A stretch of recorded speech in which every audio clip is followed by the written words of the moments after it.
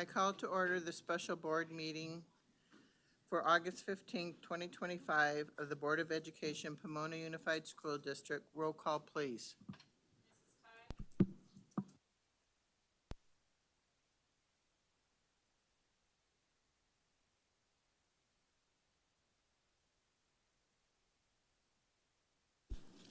In honor of the birthday boy, I'd like him to do the Pledge of Allegiance, please.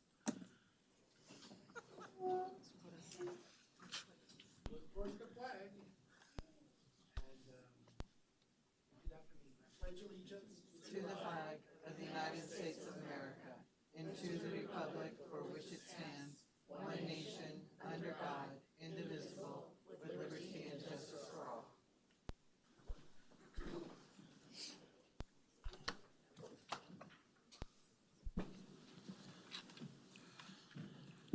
Ooh, this chair doesn't move. No, it doesn't. Did the same thing. You want a different chair? No. Well, there's no Okay. notes.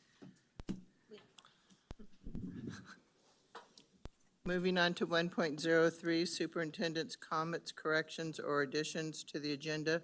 Mr. Moore, Mr. Mole. Madam President, there are no corrections or additions to the agenda. I apologize up front. I'm going to put my head down, take a nap. It's Friday. It's Friday. I'd like to read this statement, please. I'd like to share the following statement as we, the PUSD Board of Trustees, PUSD staff members, and the public are gathered here for this business meeting. We are mindful of our values as a compassionate community whose work is in education and well-being of our children, youth, and in support of their homes, families, neighborhoods, and our city. As we make our public comments, we agree to be respectful and courteous to all. We agree that personal attacks, profanity, booing, distracting signs, or props are inappropriate, remembering that there are often children present, and our words and actions serve as an example of respect and effective communication. We understand that each speaker is limited to 3 minutes to ensure that all have an equal opportunity to speak. We thank you for honoring these cherished civic values as we proceed with this meeting. Moving on to 1.04, Associated Pomona Teachers Representative comments, Ms. Mary Morales. I'm not sure. On the corner. You get a mic. I'm playing. I'm not going to sing. I won't torture you. Okay. Hello. I hope everyone is having a delightful day. I was excited to see the facility study on the agenda for today's board meeting. Facilities are key to providing safe and nurturing learning environments that benefit all stakeholders. Equity has been an ongoing concern in Pomona schools. With over 30 sites, it is imperative that priorities be placed to ensure that all students, regardless of zip code, have schools they can take pride in. Educators are aware of the many issues regarding facilities. Educators spend most of their waking hours at their school sites. Talking to educators, considering their input is vital when setting facility priorities. I am hoping work orders and emails are being logged and used to help set these priorities. I know equity and pride in our schools is important to all, especially the current PUSD Board of Trustees. I want to take the time to thank the board for gently nudging PUSD into the 21st century. As a former history teacher, it is imperative that we appreciate and consider the past, but also know history is how we learn and correct it. I'm excited to hear all the proposals and engage in collaborative talks to set priorities and bring PUSD into the 21st century. And on a brief side note, this is for everyone who deals with Q. Is there any way we could, in the words of James Brown, please, please, please put Q's angle to rest? Aries is the wave of the future. Thank you, Mary.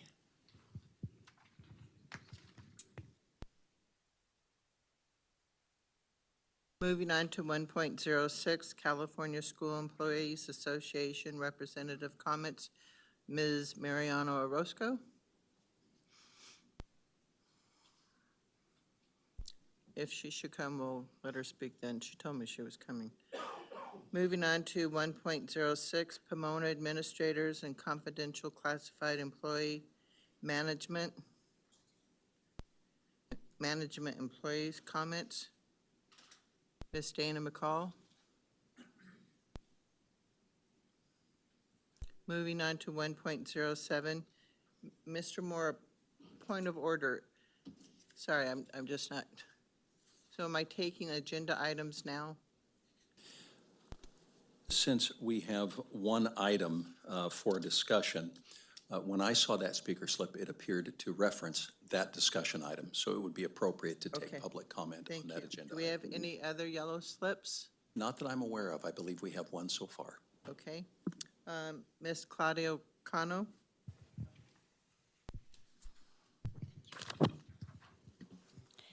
A special meeting of the Board of Education members. Taxpayers deserve to know as to how the $535 million in Measure P bonds from 2008 and 2016 were spent before starting to waste Measure UU $385 million bond.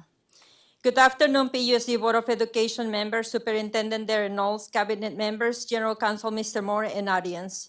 My name is Claudia Cano, parent of former PUSD students, speaking on behalf of the affected.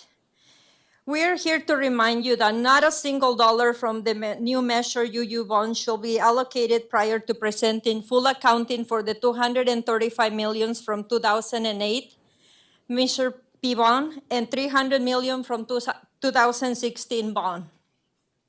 As we all know, you have failed to provide a disclosure to the public on these items. A facilities maintenance master plan including schedules to upkeep buildings, facilities inspection schedule, facilities legit budget instead of repairing as we go, full list of RSPs including all companies' bids, list of so-called construction consultants, contract duration and dollar amount per contract, list of properties owned by PUSD, list of leases, contracts, and buildings in the use, full financial reports of passive income generated and how it's being utilized by PUSD, how over 140 millions were able to be set aside by PUSD Board of Education members and administration, full financial disclosure as to how many millions of PUSD has been invested in trading accounts and who controls them. I know you don't want to hear us. We come time after time and you think that we're spreading false information. I've been coming for 25 years. The 5-6 years I have perfect attendance to every single meeting. And not one single time any one of you have addressed me that I present something that is baseless. I will appreciate if you guys can call to my attention if I'm doing something that cannot be verified. Otherwise, I will appreciate if you guys at one point can address one of my comments. Thank you.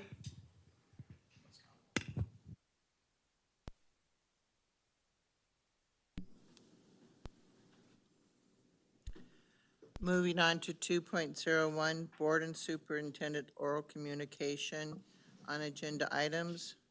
No comments, Madam President. Moving on to 2.02, Facilities, Priorities, and Study Session Presentation. Mr. Darren Knowles.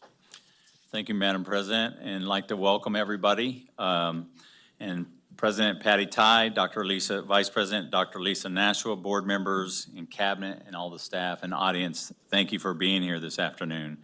I want to take an opportunity to share some very important information with the governing board on Measure UU and the first issuance of Series A. But before we get started, I'd just like to do some quick introductions. We had a team that worked very hard on this presentation, and I'm going to start to my left and go down and introduce a few folks that helped us with it. So I'm starting on my left here. Brenda Garcia with LCC3 Construction. Mike Villegas with SafeWorks. Andrea Guardian with SafeWork. Ed Govea, Director of Purchasing and Warehouse. Arash Mir, Director of Maintenance and Operations. Monica Principi, Administrative Director of Secondary Education. Jim Moore, General Counsel to the district. Claudia Ruiz, Director of Special Education and Salpa. Thank you, Claudia. I meant it to stop I right know. there, but I that's thought so. okay. I thought so. There you go. I thought so. So also, I wanted to recognize Alex Keto and Ryan Graham also for supporting this work.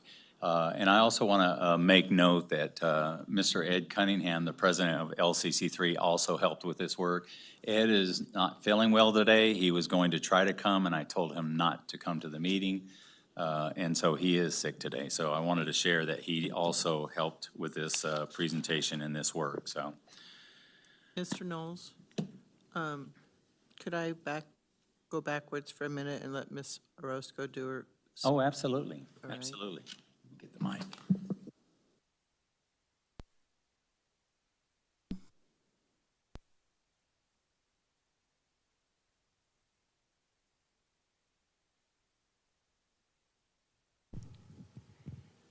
All right, thank you, President Tai, Vice President Dr. Nashua, and those here that are present.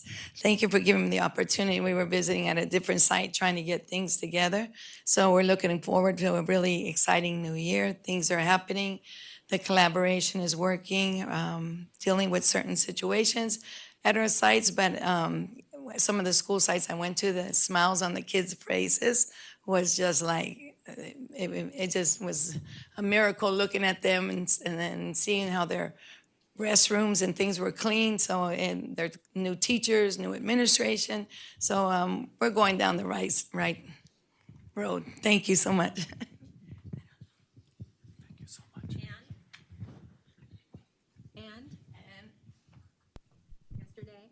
Oh, I forgot about that.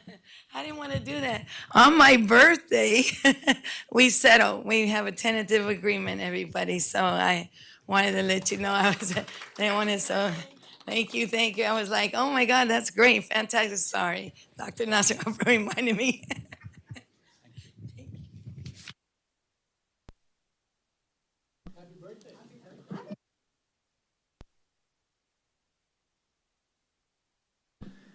Mariana, it's Arturo's birthday too, so.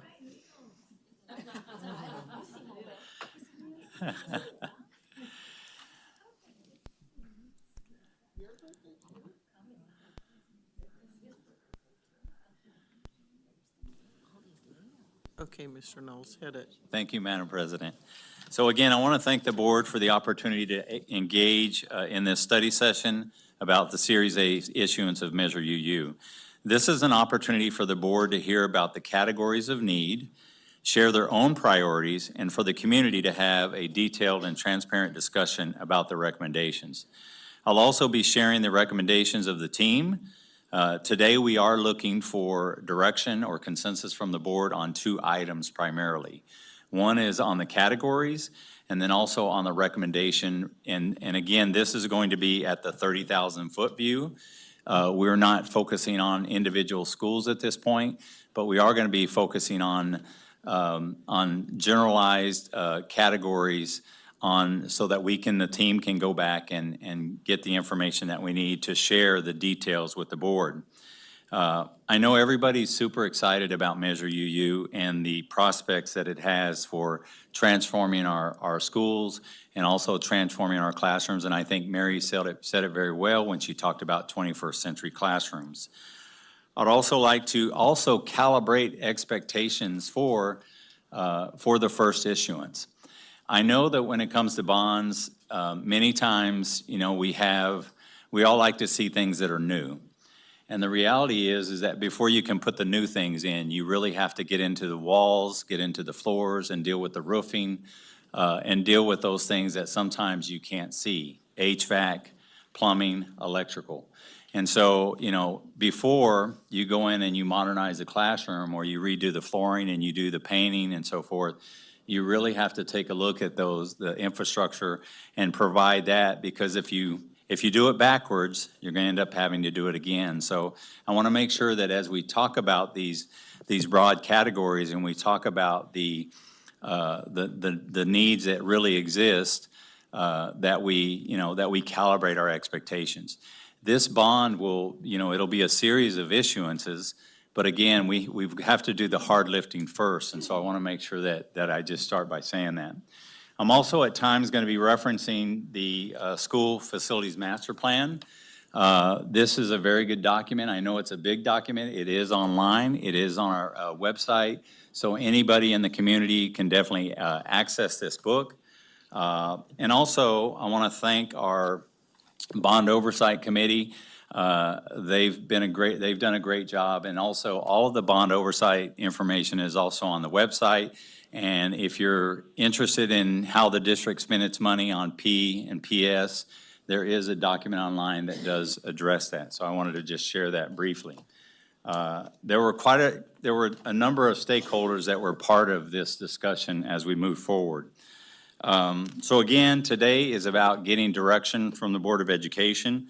And again, so we can build those detailed recommendations that include scope, timelines, budgets. And in order to do that, the team also has to access architects and other experts in the field as it relates to some of these projects that we'll be bringing forward to the Board of Education at a subsequent study session. And again, this is a lot of work. When you try to dig through this and you look at individual schools, it can easily become very overwhelming because it is a lot of detail in there. And so, again, I want to thank the board for this opportunity. So, my objectives for the presentation is I'd like to review the Measure UU bond issuance schedule. I'd like to discuss the community outreach that we've done leading up to the bond, where over 70% of our community actually approved Measure UU. Again, setting expectations, and then also reviewing those categories in the priority projects, and again, seeking consensus from the board so that we can move forward with more detailed plans. I'm going to talk about the committee engagement, and then also talk about what the process from start to finish is for facility projects. And then wrapping up, I'd like to talk about those specific recommendations that, and again, these are broad categories that we'll be making to the board and asking the board for consensus so that we can move forward.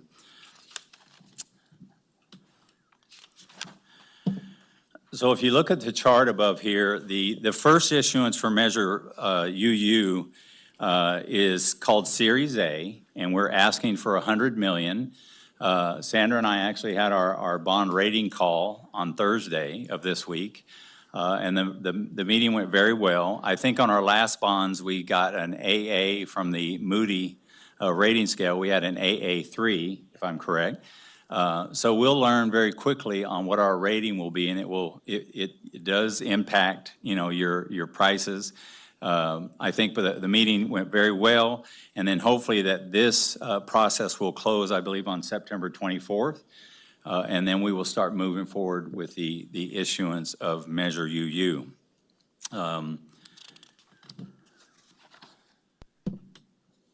So for community outreach, so how did we get to this point here at this study session?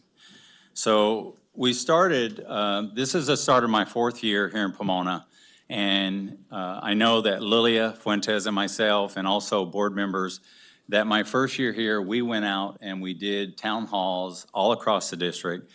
We met with parents, we met with community members, and we really listened to hear what people were saying. And so that was the first part of this, and we got a lot of feedback from the community, and not just about the schools, but we also got information about facilities, about some things that they would like to see. On an ongoing basis, members from cabinet, including myself, do attend coffees with the principal, and many times community members will bring up issues. We document those, and we also include that as part of our information that we take in as it relates to our school facilities. We receive phone calls. We also did a bond survey prior to the bond survey, and the community gave us some really good feedback on what they would like to see with Measure UU. In addition to that, with the stakeholder engagement around the facilities master plan, that was a huge undertaking, and there was a lot of community input around what they would like to see as it relates to our facilities here in the Pomona Unified School District. And then also, a really strong piece of data has to do with our work orders. I know that, I've asked maintenance and operations for information, and we look at the work orders around the district, and we use pivot tables, and we try to figure out, what are those priorities? Is it plumbing? Is it electrical? What are those things that we're seeing that are coming up frequently? Is it leaking roofs? So that data also went into the, the overall understanding and how we have developed these categories. One of the things that I wasn't surprised by, but when you look at the feedback in all of these areas, basically everybody was saying the same thing. They wanted to see improvements in access to our campus. They wanted to see clean facilities. They wanted to see 21st century classrooms. They wanted to make sure our kids had access, that there was equity. In terms of the bond, they wanted to see all the schools be able to be touched by the bond. And so, water fountains were an issue. Safety, if there were issues on a campus where there was a safety issue, that came up. Repairing and attracting quality teachers. Just from some of the data, and I know Mary and Mary Morales and Mariana Orozco from both the associations, they have shared, we want to attract good employees to Pomona, and so, what your classroom looks like makes a big difference. Making sure our restrooms are clean and that they're operational and that they are, they're functional. A lot of our schools were built after World War II, and they're very old. Repairing deteriorating classrooms, again, leaky roofs, improving students' access to math and science and career and technical education, improving classrooms for our children with special needs. I mean, that was a big one. And also, again, I'm going to say it again, ensuring that all schools benefit from the measure. So when you looked at all of these pots of data coming into the district, we really got, that's the feedback that came back to us. So I'm going to talk, I'm going to spend a little bit of time also on the facility master plan itself, because this plan, again, it's a lot of hours of work that went into the development of this, and the project process steps for this, when they looked at this as a whole, they took a student-centered approach. That means it was research-based. They were looking at health and wellness.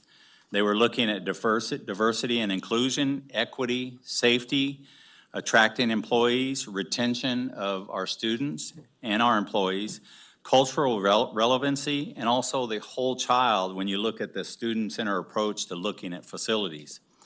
There was also a community-centered approach. Having diverse voices helped create a shared vision around what facilities should be for, the schools that are in Pomona and also parts of Diamond Bar. And then also a design-centered where, school environments are there to support desired behaviors, foster school pride, and reflect the vision of the district. And I think we can all agree that when you go to a nice school and it feels good, you're going to get a certain behavior from not only the students, but also the staff and the visitors on campus. And then also district-centered, and that's why I'm very happy that I have the team to my left, is that, they were very helpful in, when you have the experts in the room talking about this, it makes it that much easier, because they do this work on a daily basis. And so the school facilities master plan was developed with these things in mind. And I'm going to go, here are some key elements for bond success, which also is covered in here. Addressing the needs of students of all abilities, modernizing campuses, safety, classroom, career technical education, athletic spaces, HVAC, and infrastructure, having a clear, consistent vision. And you're going to hear these things multiple times over and over, but that's because that's the feedback we were getting. And also the infrastructure improvements. The top physical space needs, and again, this came from the stakeholders, they really focused on the gyms, auditoriums, restrooms. Those were some of the top areas. Classrooms. We did hear from teachers that there is a need for storage in classrooms. I think some of our board members have heard that as well. Shade structures, library and sports fields, outdoor learning spaces. And when we talk about outdoor learning spaces, you're talking about, outdoor gardens for our kids. A couple of our schools have gardens, but we'd like to, maybe there's an opportunity to expand that with the bond. And then also music, arts, and visual and performing arts. I added visual and performing arts, it's not on there. Yes.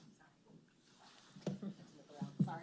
Are these in order of prioritized by the community or just on a list? Just on a list, yeah, just on a list.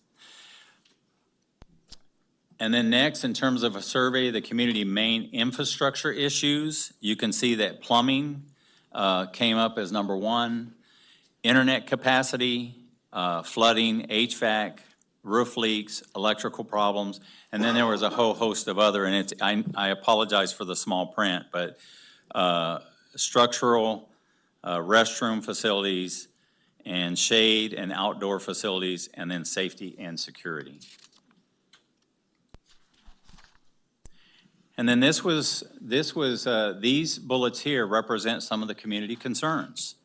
Campus access, student safety, outdated and under-maintained facilities, frequent plumbing issues, roof leaks and water damage, poor air quality and ventilation, and then playground and outdoor spaces. No, that's okay.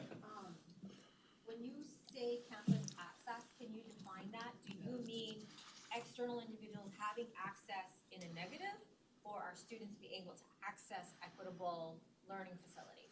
I think it's equitable learning facilities. But it's with Yeah. student safety. Yeah.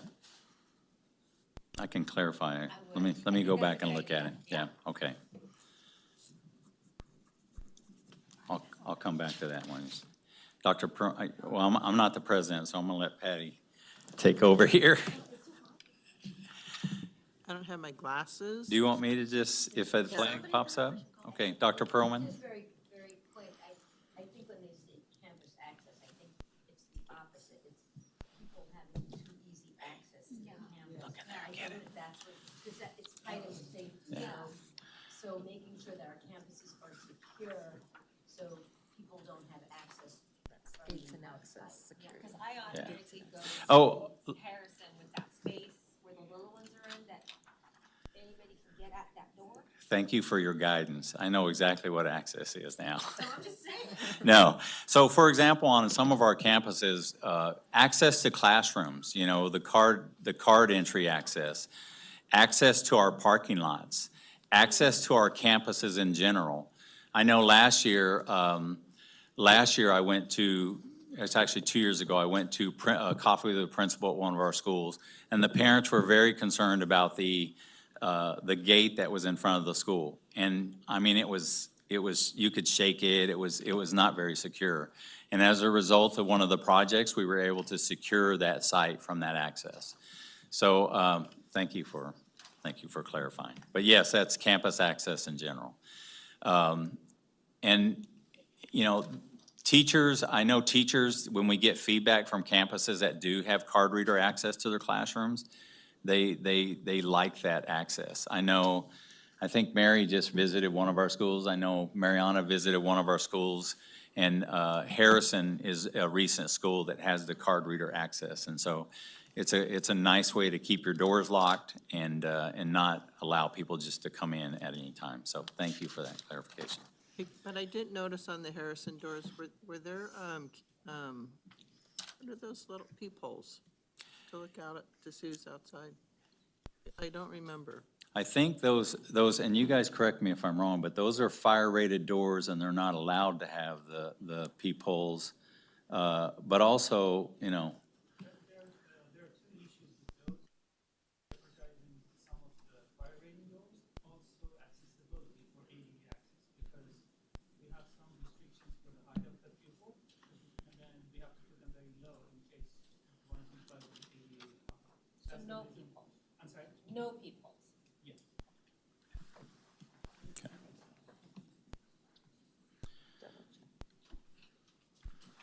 okay, and then critical investment areas. Participants were asked to select 5 key elements, and they felt that were crucial to, the plans. of success for the bond the facility master plan. Creating safer schools, addressing the needs of students of all abilities, and addressing, modernizing classrooms, having clear and consistent vision, and infrastructure improvements. But I also listed these items here: safety and security, HVAC repairs and upgrades. And I will say that during ESSER, facilities did a nice job of using funding that we got during ESSER, because many of our HVAC systems had outdated filtration systems, and they didn't, there's a MERV rating for AC units, and we didn't have high enough filters to filter out the COVID virus. And so the district chose to use that money to put in new HVAC units. And so quite a few schools around the district that benefited from that funding. Restroom repairs, electrical upgrades, field and playground upgrades, and modernization and community spaces. And again, I apologize, but you're going to hear these over and over again because, and you'll see why I'm really repeating these, because it really goes into the development of the categories that we ended up with here. So this brings us to our categories. And so the team got together, and ultimately this would be a recommendation, but we certainly want to hear from the board. And I have a point here in just a little bit where we want to hear from the board in terms of discussion about whether or not you agree with the categories, or if we're missing one, or if we need to modify one. But the first one would be health, safety, and security, infrastructure improvements, programmatic support, campus curb appeal, and then also emerging needs. And I'm going to go into more detail on what we mean by those particular categories. So the first one is health, safety, and security. And I will say that all the pictures that you see on the PowerPoint are pictures of PUSD. So this particular category would focus on creating a safe and secure learning environment and addressing critical facility needs that directly impact students and staff safety. So first would be ADA and parking lot renovations, fire alarm upgrades, fire sprinkler upgrades, installation of gymnasium HVAC systems. That would also be HVAC systems for classrooms, cafeteria compliance, playground renovation, restroom renovation, roof renovation, and also security enhancements.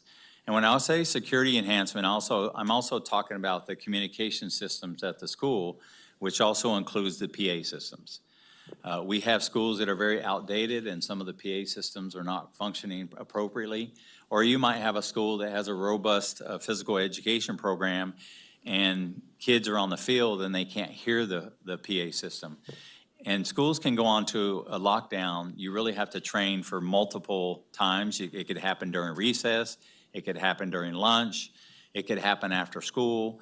And being able to communicate on your campus is super important. So that particular category, those are examples. This is not an exhaustive list, but this is examples of what we mean when we talk about the health, safety, and security. But it also aligns with the feedback that we heard from stakeholders around the bond survey, around the development of facilities master plan, and also around our listening and learning campaigns, and also around our work orders. Yes. This list is just a random one, please. Thank you. So just to clarify, this list is just a random listing. It's not in prioritization That's correct. error. And could you explain why ADA is lumped with parking lot reservations? Is it with renovations? Is it because of the ramps to get access? Even though there's a lot of ramps that'll be internal to the campus versus an actual parking lot? It also has to do, if we do the parking lot renovations, we do take ADA access into consideration. And so I don't know, and you guys can help me with this in terms of what the requirement is for a given space. But I know that if you have a certain size parking lot, you're required to have so many spots for ADA access. So, and then also, go ahead, Andre. So Hi. So basically, when you come to parking lot renovation, if it's you are just resurfacing, you don't need to go to DSA. But when it comes to reconstruction, you go to DSA, and that kicks in automatically the ADA accessibility and path of travel. So that's why you end up hand to hand when you have a renovation of parking lot, the ADA kicks in. So you're saying that our parking lots and such disrepair, that you're anticipating they will go to DSA as they will require reconstruction, not just resurfacing? Correct. Thank you, Andre. So again, this is one category.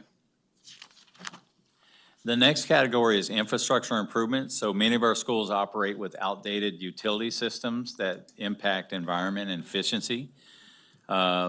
This is not, again, not a comprehensive list, but this is examples of what would be, what type of projects would be in this category.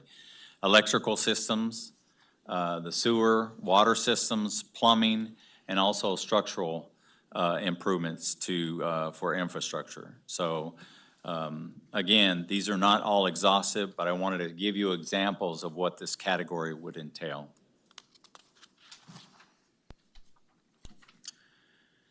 This is also a big area. One of the other categories is programmatic support. So programmatic support investments focus on expanding and enhancing educational programs and facilities to better serve students' academic needs and support diverse learning opportunities. Examples of this would be elementary school growth or expansion, career and technical education, our transitional kinder program, which has exploded across the district, and again, 21st century learning facilities. So again, this is another category. I'm President not going to Tai. use the flag. Would this also be the area where if, I know one of your objectives was attracting student enrollment, would this fall into this category? I believe so. Okay. Yep.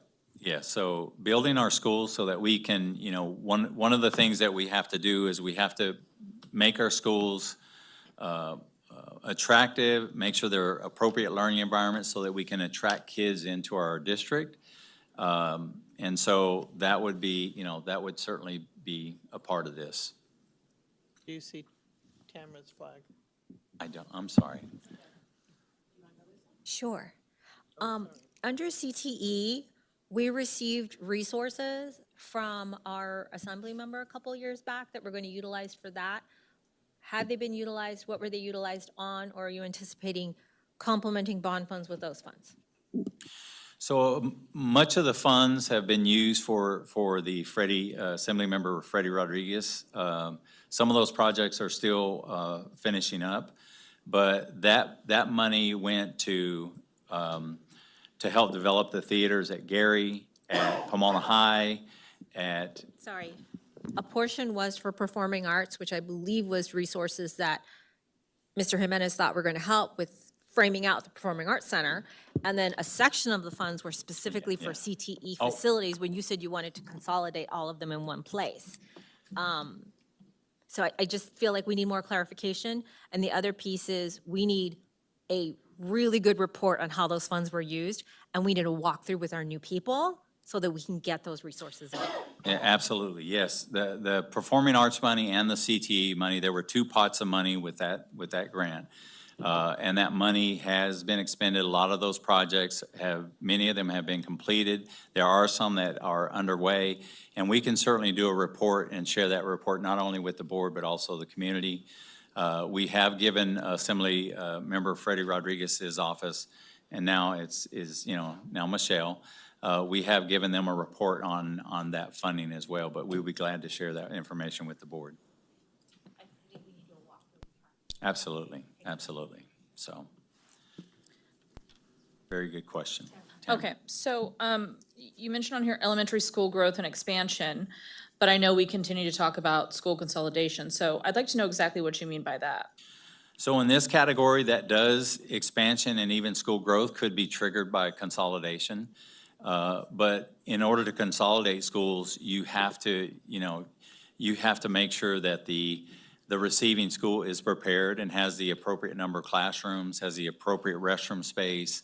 You know, and you really, in these cases, you want to make sure that, you know, if we have to make the tough decision to consolidate schools, that the kids and the parents are going to something that's even better. And so this bullet does cover that challenge.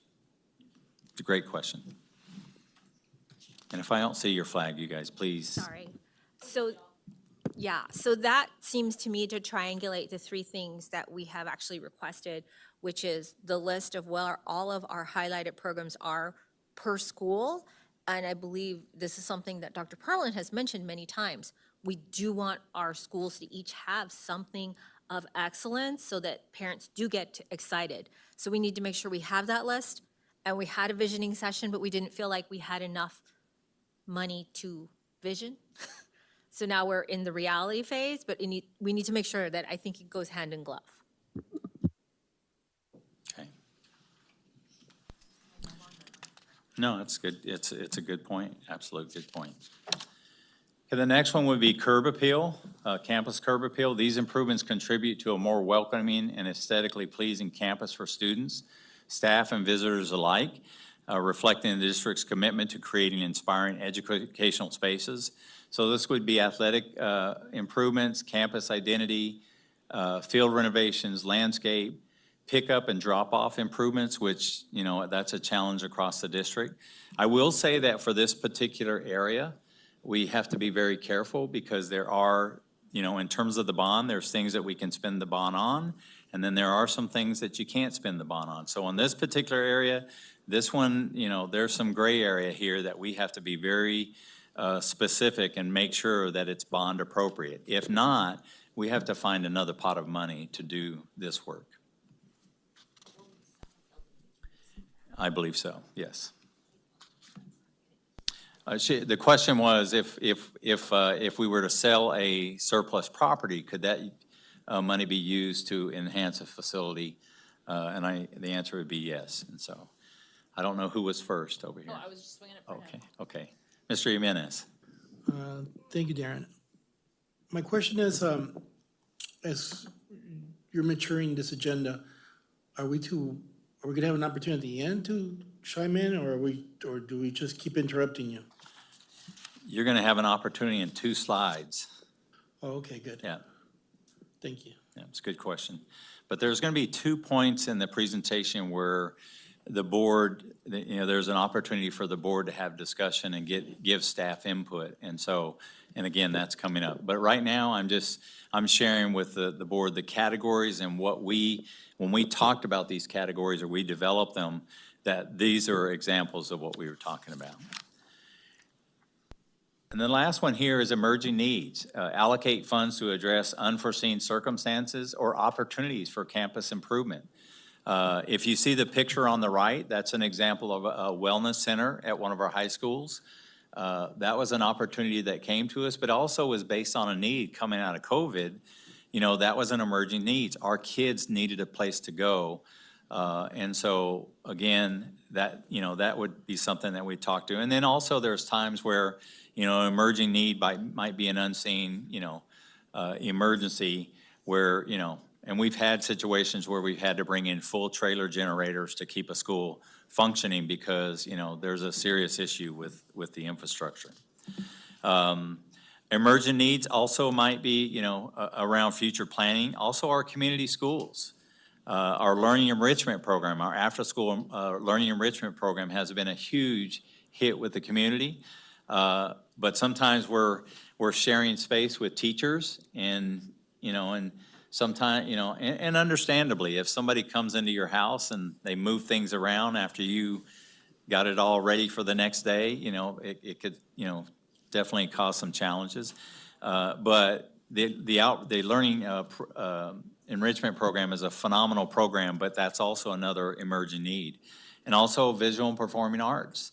At some of our campus, we're talking about, we're expanding our all-district choir to, we're expanding that to the high school this year.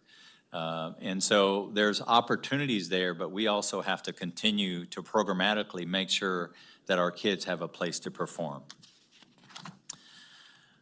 Okay, Mr. Jimenez, so here's your chance here. On health and safety, how do we do it? Because I know that you discovered this brand-new window composite material that you're really excited about the issue about the windows. So can you help us a little bit in terms of the discussion? How do we do it? Do we just throw everything at you, or? So this, if you look at these categories right now, they are numbered. And this is the recommendation from the team on how we prioritize them. But at this time, I want the board to engage in a discussion around, are these the right categories? Are we missing something? Or to seek clarification. But this is really your opportunity to, ask the team questions and, did we miss something?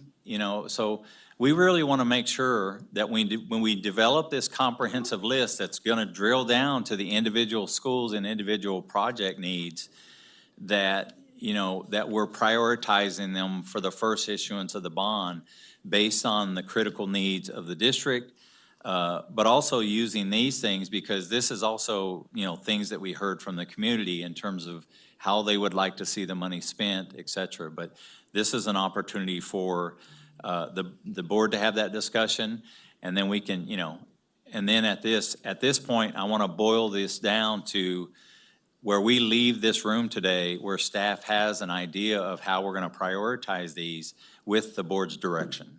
So with that said, I was just thinking about the whole child concept, and you have to start with what Dr. Perlman always talks about, the child arriving at the site, what is the mindset of the child and so on.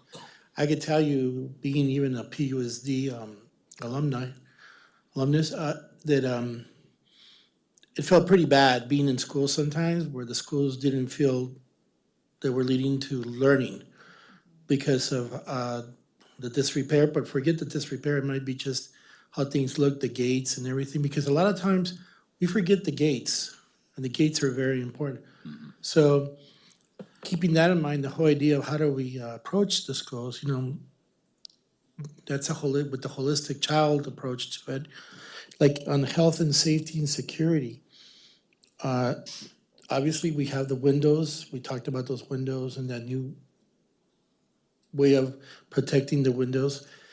But when we talk about the gates, it's not enough just to say we have a gate, but is it a gate that's going to make a child feel that they want to approach the school, or is it going to feel like the gate's been there for 70 years and it looks like it, and it's not very attractive? And the environment, even now, because of what we've been through, I just heard Dr. Ferrer say that COVID is not something that we went through, it's something that we keep going through. And there's trauma there. And there's trauma also around the current set of circumstances that we're living under this president. So those are very important aspects. So we have to keep that in mind. And with wanting to have the children be in schools, because that was a big deal that we had the other day in terms of the children attending school and every day. So the schools we have to be more thoughtful and more detail-oriented in terms of the schools being attractive enough where the child is going to want to be attracted by them. So that's one thing. Programmatic support. Let us not forget the outside learning environments. And where do trees come into that? Are we creating learning classrooms outside with the correct amount? I know that board member Gonzalez if you don't get the tree right, she'll let you know, and we'll never let you forget it. So that's important. Then that would be helpful towards sort of the campus curb appeal sort of thing. when we talk about infrastructure improvements, let's also keep in mind,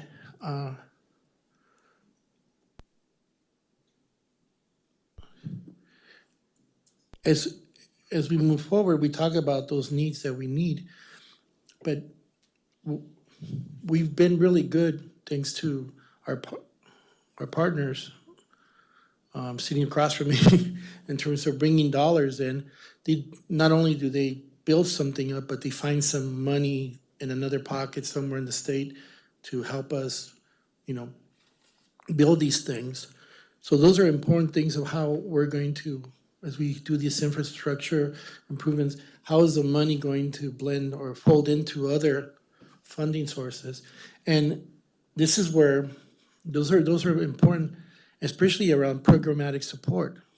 As those needs come up, you're gonna get like, well, we can't afford that. Well, we might be able to afford it if we start giving it some thought beforehand.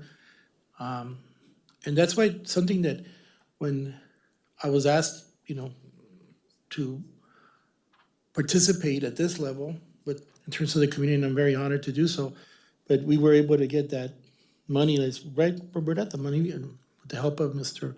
Ronnie Lawrence at the time, when he was with Freddie Rodriguez, we brought in those $14 million. There's still money out there like that, and I remember talking to the Congresswoman and other people and say, our Congresswoman is still in the, she's still part of the, in Congress, part of the folks that appropriate money. So, and I know that she get, last year, I think she was able to appropriate almost, tens of millions of dollars to another area. So maybe where we can get a little bit, that's where we can get a little bit ambitious with this money. I know we want to do some things, but that'd be great. And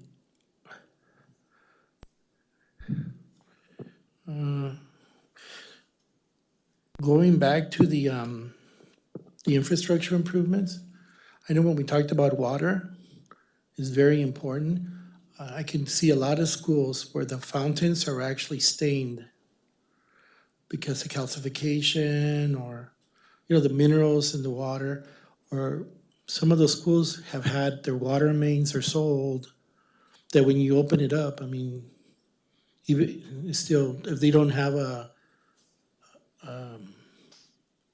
filter, the water comes out pretty brown, and folks don't like that. And I think that affects the kids, especially if you're running around and you go to the fountain and it looks like that.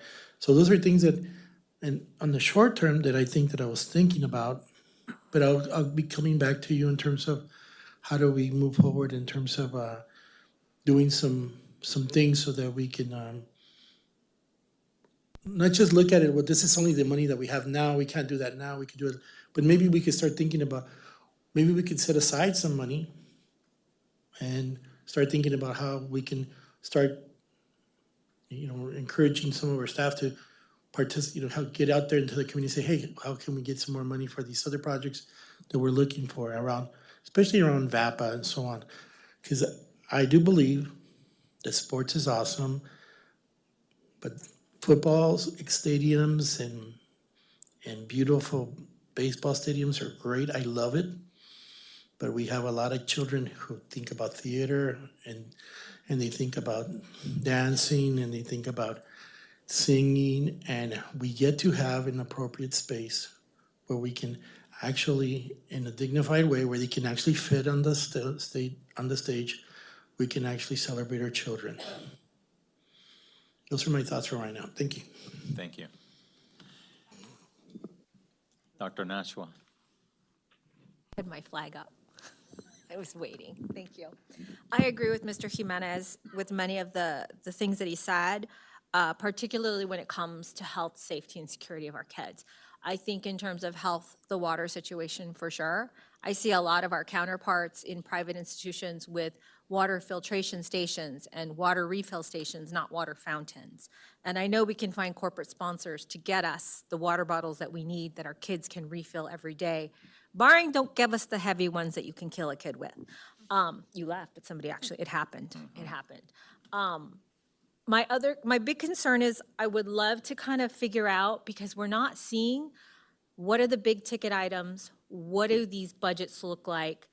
Where, obviously, we need to make sure that we're as close to state-of-the-art or on par, clean, modernized facilities with the health and safety, because I think then that's going to help us attract our teachers, keep our team members, and we can tap into that for also creativity with our programs. But I think that I really need a sense of how much is all of this? Because you're only talking 100 million. And I know this said this before, and you say it's a lot of money. It's not. It's very small amounts of money. And so I would like to also understand how much is still out there that we have from our past expenditures from any earnings or interest that we've made or consolidations with our last bonds that you're planning to carry over. What projects are you planning to carry over? Since I started now almost 3 years ago, or maybe more than 3 years ago, I don't even know.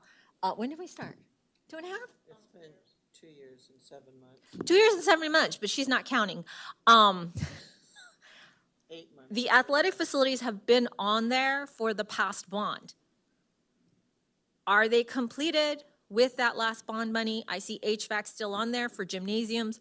My first tour, my first week, my second week was in the gymnasium that they were getting HVAC systems. So I need to understand where the checklist is for the projects that were completed or partially completed and need some from Measure UU, or do you have left over from our last measure to cap on to UU, which is what I normally see when it comes to a continuing bond program.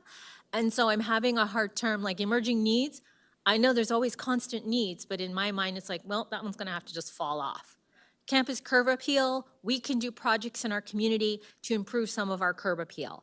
You know, I know we have to hire the right people to do the painting, but shrubbery and whatnot, we know we can partner with some nonprofit entities that can help us with that. So that one's gonna drop off for me. But I really need a sense of an understanding of where the resources are at to combine, because we may have to pull a piece from health and safety and a couple pieces of must-do from infrastructure. But I don't know, because I don't have figures.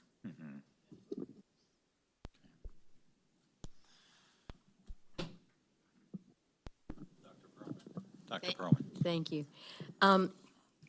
First of all, you know, the feedback from our parents and families is, of course, critical. I mean, they have their boots to the ground, our staff members, our, again, our students, our parents, they see it every day. So, you know, what they're seeing, I mean, aligns with what I see when I go to the schools. So it's really important that we look at the recommendations very, very critically that our parents have made and our staff members have made. They live this. Then also, again, the programmatic needs, as I've said before, I'd like to have meetings maybe around what we're at least thinking about or envisioning for the future for our programs at various schools, because that can help drive our facilities improvements. So I think that that's kind of an important piece that maybe we've left out of this discussion. You know, what I would like to see is something like when we do obviously safety is number one always. Safety of our students is always number one. So when we do safety upgrades, roofs, AC, it's things that our community sometimes it isn't obvious to our community when we do these improvements. But it would be nice if we could kind of partner when we're doing facilities improvements for safety, that we also do one curb appeal project at the same time. We're already at the campus. We can partner those. So for people that live in that neighborhood that may have been looking at that really, maybe a really faded marquee or you know, a rusted gate or something like that, that we do something that that improves the look of the community. Because when you live across from a school or near a school, that's your community, that's your home. So we have to be, I think, mindful of that. So while we're doing some of these other projects that are around safety, and again, number one priority, that we partner with some of, some curb appeal projects. And again, the welcoming thing, that your children feel welcome. I agree with Mr. Jimenez when he talks about when you walk into a school. I remember years ago at Parent Leads, when we used to have like 5 people come to Parent Leads when we first started, I was in that original cohort. They once gave us a big piece of butcher block and had us draw our perfect school. Every single person from every single area in this school district drew the same picture. And that was the schoolhouse with the person in the front with the big welcome sign and the halo above the head of the office manager, okay? Okay, I mean, everyone had that same thing. I just want to feel like I belong. I want to feel welcome and I want to feel like I belong. So doing those kind of curb appeal projects that make our children really feel connected to the school is very critical. Thank you.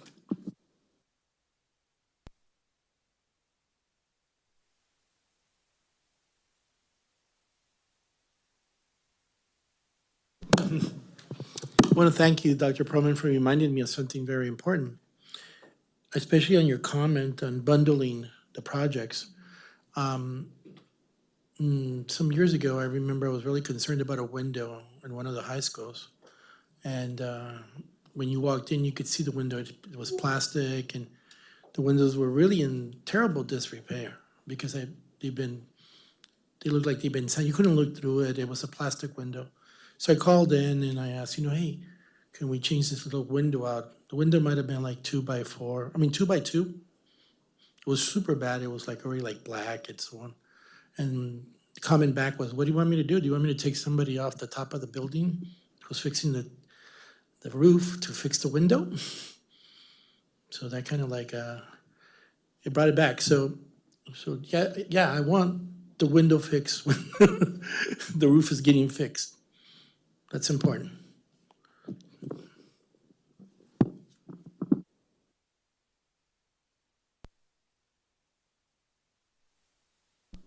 I want it all fixed, and I want it all fixed now. But I guess my question would be, yes, I feel health and safety is a top priority, but I think I would like to know the absolute must get fixed now. I'd be interested to hear. I was walking with Mr. Moore the other day down to the board meeting, and he was talking about how in the Farmer's Almanac that it's predicted we'll have a lot of precipitation this year. And we have a lot of crappy roofs. So while I can appreciate some of the things inside of the classroom, it all gets ruined by our leaky roofs. So I don't know where to start because there's so much to do. So I think that's where I would rely heavily on you. And I mean, I literally today went on a bathroom tour at elementary schools. And I guess this is going to be my new thing, is just to go to schools and open doors. I mean, I've gone to a lot of schools, but I've never like looked behind the corner. And and I appreciate that you're going to go with me on Monday. Some of the stuff I saw that I'm appalled.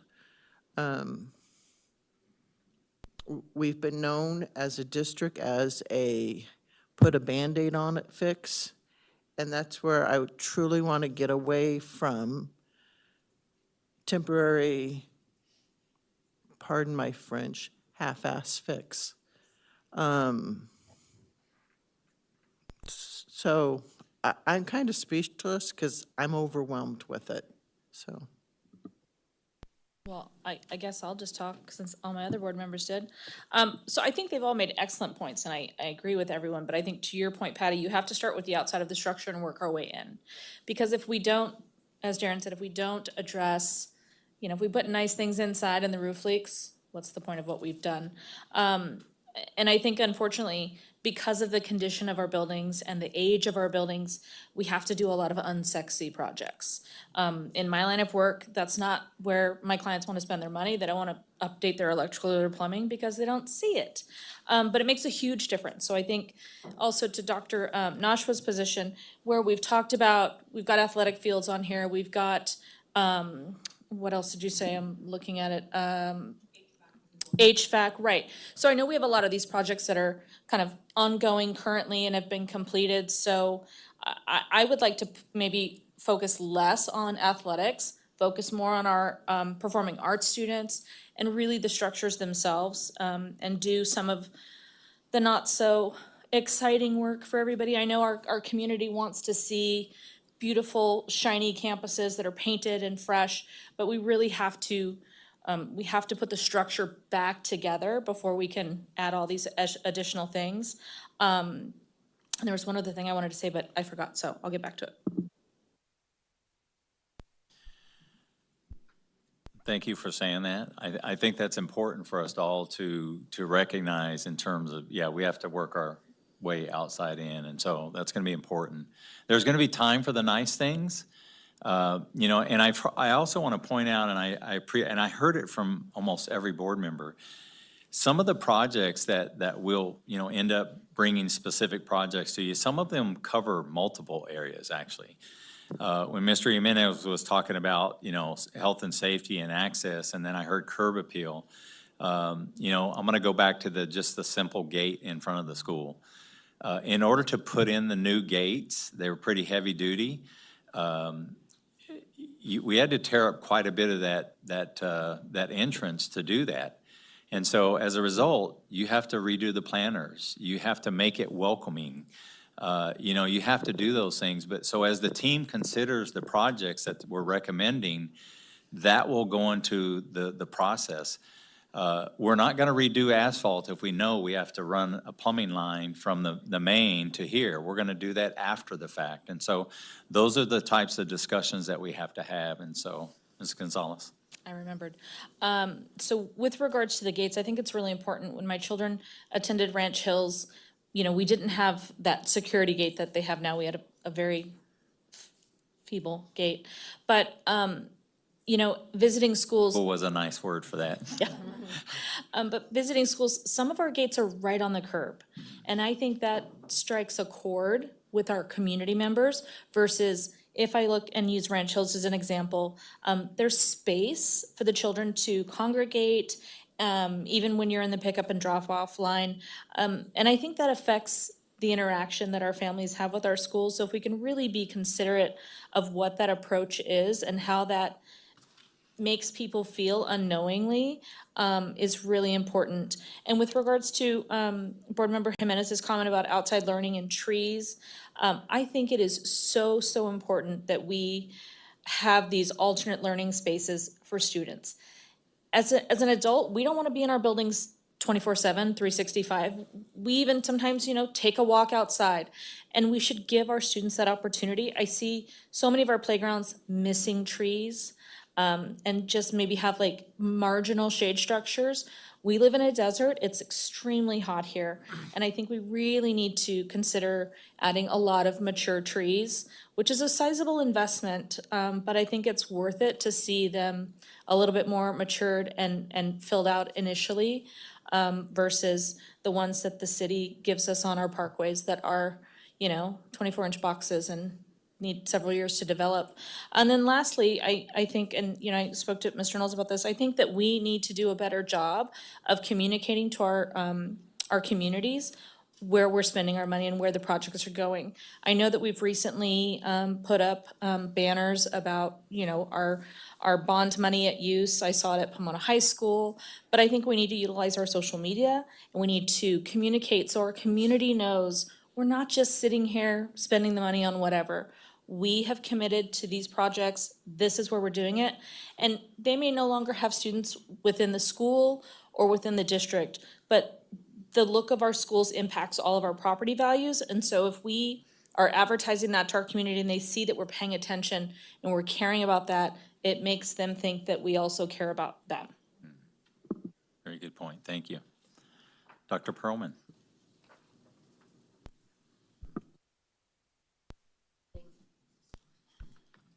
turn. One other there you thing I just wanted to mention was solar, because, you know, there is a way to use solar within the campuses to get extra shade, and we're also, you know, helping the environment, and again, saving money on our,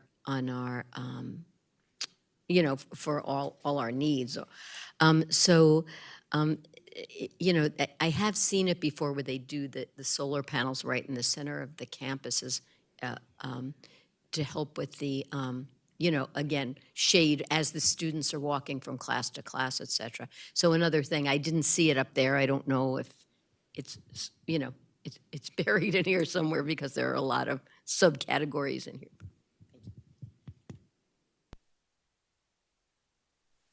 Thank you, sir. Right next door is Cal Poly Pomona. And actually, because of being on this board, I had the privilege of serving as a judge at their research conference. And there was a student from the Lyle Center for Environmental Studies who actually presented her research on the percentage of green space in low-income communities versus high-income communities. And the green space is of critical import. We have some beautiful spaces that we're not utilizing. I mean, you took me to Fremont and it had that huge grassy area in the back that doesn't look like they use it. They should be using it instead of all the asphalt that we have. I mean, we live in an asphalt desert. It's really, really sad. Blacktop is hot. It's gross. It's not pleasant. I do think natural resources are really critical. I mean, here in Pomona, we have multiple aquifers, so we should be able to be utilizing it, but we can also utilize some of the research that our local community has done to back up as reasons why we're pursuing certain routes.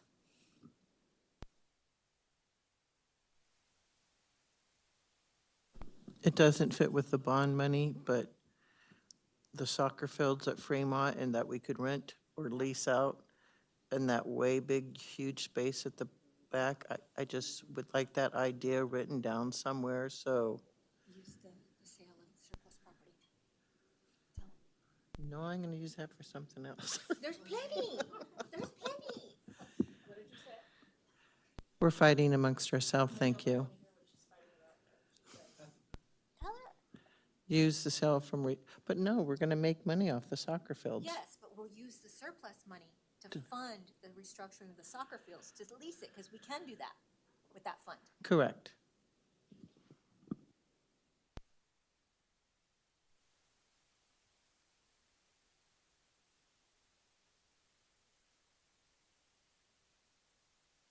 It is a huge, behind Fremont, they're talking about behind Fremont, is humongous property there that would fit quite a few soccer fields. So, Dr. Perlman?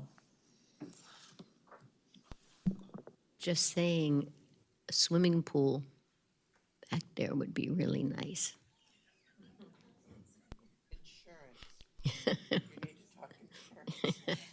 Well, other districts do it. So if other districts do it, so can we. There's nothing that they do that we can't do so.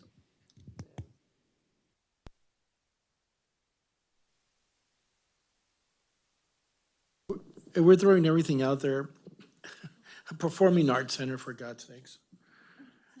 I've been doing a lot of work and working with the state senators and the congresswomen, and they're all excited about, but they're asking for a pot of money, you know, just you say, put some seed money in so that we can see that and see your movement, so that we can attach. They're looking for shovel-ready something, so they can attach some, because right now it's really hard for them to come at us and say, well, what are you talking about? We don't have anything that looks sort of in any way, and we do need a performing arts center.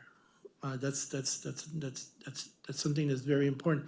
But at least that we can start looking at how we can start having a conversation about with our partners in the community about what it should look like. I know that we have some renderings and stuff like that has come back, but it would be great to see not a lot of money, just a little bit of money, so that we can have that seed money, so that we can maybe get some renderings or maybe some architectural things, and then folks could get excited, and maybe we can get more attached more signed letters saying that they're gonna participate with us.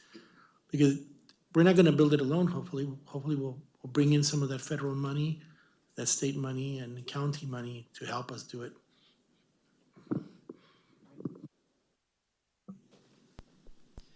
Any other questions? I know. We quickly went from the outside to the inside, so. I think what you're saying is very important. I think the soccer field is a great idea, swimming pool, the Performing Arts Center, our kids, our community deserves, they deserve that. I think on the first issuance of the bond, though, again, we have to stay focused. Our expectation needs to be about fixing those things that need to be fixed. There are other opportunities from other funding sources, the sale of surplus property, again, going out and talking to the county and trying to, talk to the city and getting some partnerships where we can do some things in a creative fashion to develop some of those opportunities for our kids. And so certainly, some of the projects, if attached to a school, would be appropriate for bond funds.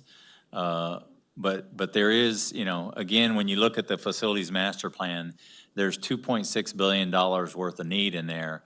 And Dr. Nashua, you said it, the 100 million from the first issuance is gonna go really, really fast. And so I'm gonna bring us back to the categories because again, and we will get to some recommendations on some broad projects for the first issuance. But I wanna bring us back to the categories and see if we can get consensus around the recommendations from the team, or again, if you guys want to drop one of these. I also heard mention of solar.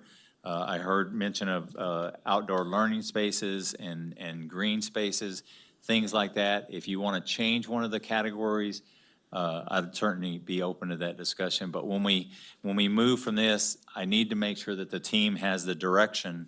So when we bring a completed list, we know how to prioritize it and bring it forward in terms of those specific projects that we, again, will include the timeline, the budget, all of those important details that not only the board needs, but also the community is going to need. And so, again, I want to open it up for any discussion. But again, I'd like to get consensus on these categories. So if you can clarify, I know it's all facilities, but are we talking about new construction? Are we talking about facilities in terms of, just like when we talk about the roofs? Because, I mean, just the roofs alone, what are we talking about in terms of the money? How much is that? Well, I think, some of the things that we're going to be doing are going to extend past the first issuance. I'm going to just use the fire alarms and the PA systems and just communications in general. If we just did that one project, which needs to be done district-wide, it would be more than the 100 million. And if I'm wrong, team, you guys please correct me. The roofing, there's quite a bit of roofing, so we would have to prioritize that. The water pipes in some of our schools where it goes from the main to the school, where we're, if you turn on the water and that you're seeing brown water come out, identifying those schools that have that issue, that would be under the health and safety category. Some of our schools that don't, have any access control at all, is there a way to do some of those?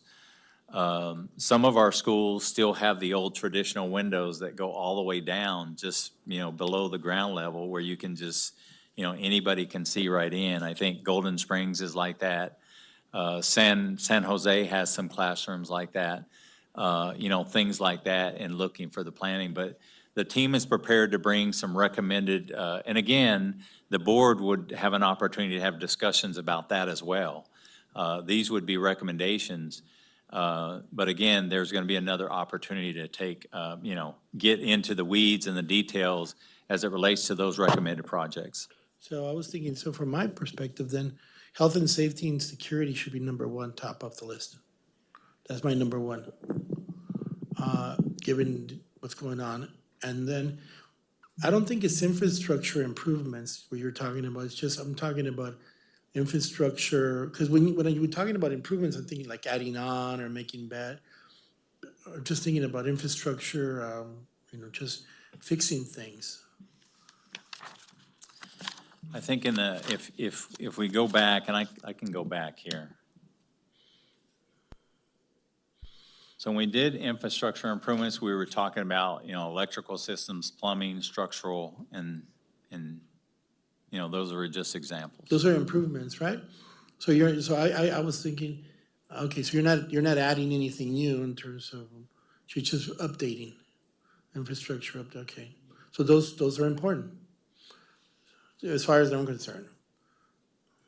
So that takes care of the safety, This, hopefully the roof and, this one right here, under the programmatic supports, this could be related to new builds, or, this one in particular. so that we're setting aside for different discussion, right? Or do we talk about it right now? No, it's open, yeah. So you have two schools there, but have you thought about, because I don't, in terms of what school gets what? Because I know that for a long time, we talked about Lexington.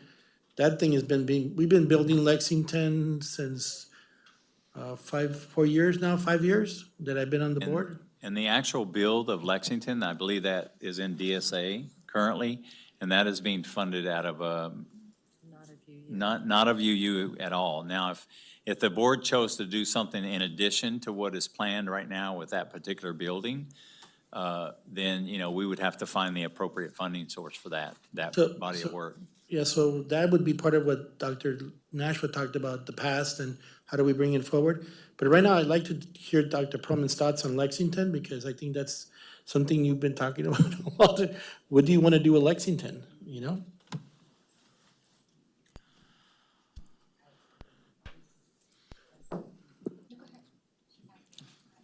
Well, it's not my decision, but it's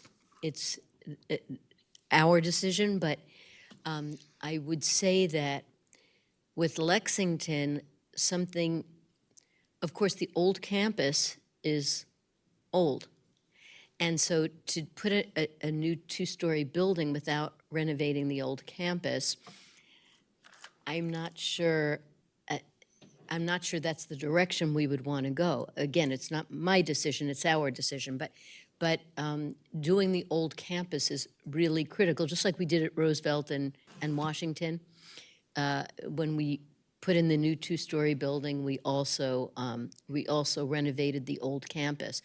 And it is important, again, I mean, it's very nice when you have, a nice two-story building in the back, and it's wonderful because it's got brand-new classrooms, but like the people walking into the school or the people that live around, it looks kind of, and for a lot of the students attending, it's the same old thing. So I think once we're there doing it, we should do it right. That's my thought, because originally we had talked about renovating the old campus, but somehow it dropped off as we were talking about the costs. So, I do think that would be my thought on it, but again, I'm just one. Thank you. Okay, thank you. With Okay. Lexington, so it would be a new building and the old school? So right now, there are plans to put in a two-story building on the south side of that property. That funding is specifically for that new building. It does not address the modernization of the existing campus, which if we were going to do that out of Measure UU, that would be a modernization of that campus. If we looked at the plans of that building, I know originally when the architects gave us the drawing of the two-story building, there were some really nice amenities there. It's kind of like buying a car. Well, the car that they showed us had all kinds of good stuff, heated seats and air-cooled seats, and it would drive by itself, all these things. And I'm like, oh, that's really nice. Is that going to cost, what we budgeted? And they're like, no, it's not. And I said, well, give me a rendering of what we're going to get. Because I don't want to show this to the community and then the community come back and say, hey, wait a minute, you showed us a picture that had all this nice stuff. I will say that there is a quad in the Lexington building that if the board chose, when we bring specific projects, or if the board directed us, and we look at learning, outdoor learning spaces, and we look at visual and performing arts, there's an opportunity to do something that, in that quad that would be, that would be beneficial to kids. And so, but again, that was not funded in the initial budget for that particular building. So, so anything that we would do at this point would be at a Measure UU and be required to be a part of kind of a second phase. I think we're, and I'll have to ask the team because I'm not the expert here, but if something was to be done in the quad, could it be, it would still probably have to go to DSA, but, it would. Make the change of the current plans. Okay, got it. Thank you. Just because I like myself and I don't want to get in trouble with one of my board members, I remember the quad being on those renderings. It was there, and the money was the same. I just remember being that there was a quad. So were there. Yeah, it was there, It was there. but it wasn't within the budgeted price of the original price of the building. So did we get the? So it was an amenity. It let's was say an that. amenity Yeah. that wasn't clarified? It's like going into a model home and you see all these wonderful cabinets, and then you go into the house that you buy and you're like, where's all the cabinets at? Yeah, but I remember in the discussion, I do remember saying. Yeah, there was, absolutely. Because we Absolutely. asked, Yeah. is this part of the cost? And they said, yes, this is part of that cost. It wasn't like an ad, it was, the sticker price said, included in the sticker price. It wasn't all the added things. I can certainly go back and ask that question, but I believe I asked the same question and it wasn't in the sticker price. It was above the sticker price. Okay. Yeah, that's a great question, though. I don't know who was first over here. Well, Dr. I wasn't Nashua? gonna raise my flag, so. Oh, your light was on first? My Okay. light's on. But if it's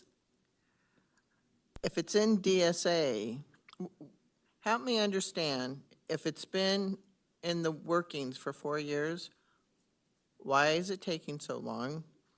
And if it goes to DSA, we take it back out of DSA, that costs more money. And then it moves us back down in the line. And in this last election, quite a few schools passed bonds. So DSA wait time is a long time now, right? Usually it's a 6 months for the first submittal, and then the second submittal, when you go to recheck, it turns to a shorter time. I mean, I get what you're we were not here when that happened, and it seems mind-boggling to me that 4 years later, they haven't even broke. 5 years. Okay, 5 years later, we haven't even broke ground on it. We're not gonna go this way, trying to figure out what happened, but, I don't know. Taking things in and out of DSA, it scares me. Since her mic's on, that happens, I get it. The 4 years is a long time. I've seen projects take that long. But whatever you saw on the quad, because it's been 5 years, forget about it. Costs to build have quadrupled, more sextupled, whatever. It's not gonna happen.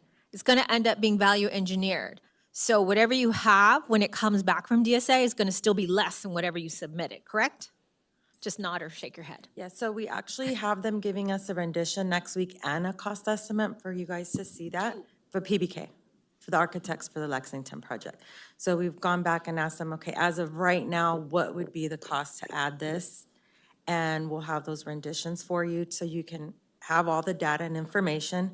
It is submitted currently to DSA, but it just went in. So we still have time to make that adjustment if you decided to do it. It's on the back check. Already doing something to that school, why are we adding when we have so much that we need to do? Where did that directive come from to add? instead of what you guys already submitted to just get it done.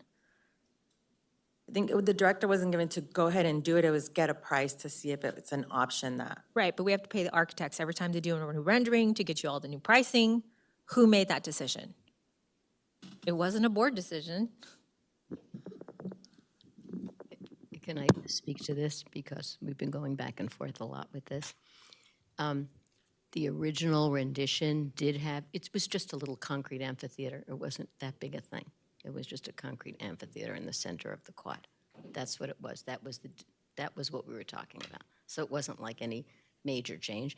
As a matter of fact, I spoke to someone from DSA myself, and they didn't even think it would have to go back to DSA for anything.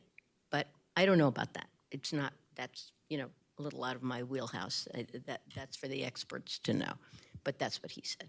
Anyway, so it was just a concrete amphitheater. It wasn't rocket science. It was just something that was on the original plan and we wanted, and at some point it was pulled out. But let me say this on behalf of the district and the people working on the project. We did not have the bond at the time. So pulling out that amphitheater, it saved some money. It wasn't super expensive, but it saved some money, and we didn't have the money. Well, since the community was kind enough to pass the bond, now we would have the money to add that into the school. It would be a nice addition for outdoor space, for outdoor learning space, and so that's where it came in. It's just that we hadn't passed the bond at the time. So that, I think, is where it happened. So, The question too, and I'm going to answer your question, is that the question was, there was an original rendering that had already been paid for. And what was the cost with that original rendering on, what's the approximate cost? So it was not doing new work. It was where's the original rendering at? And so that's where, I wasn't able to find it back here. So PBK is the one that did the original rendering. So that's what we're after. So, and we can share that with the board. With cost escalation and things like that, somebody can give us a ballpark, but we would still have to go back and do that work, so. So let me ask a question, unless there's any additional, your flag's still up, Dr. Perlman? Oh. I agree with all the categories. I think that's what the parents are interested in, so that's good with me. One more quick thing I wanted to say was when we consider solar, I don't believe we pay upfront for solar costs, but again, I don't know that every project is like that, so the experts would know more than I do on that. But I don't believe we pay upfront for a lot of, so it's not money upfront that comes from the bond. That was just a thought about. Okay.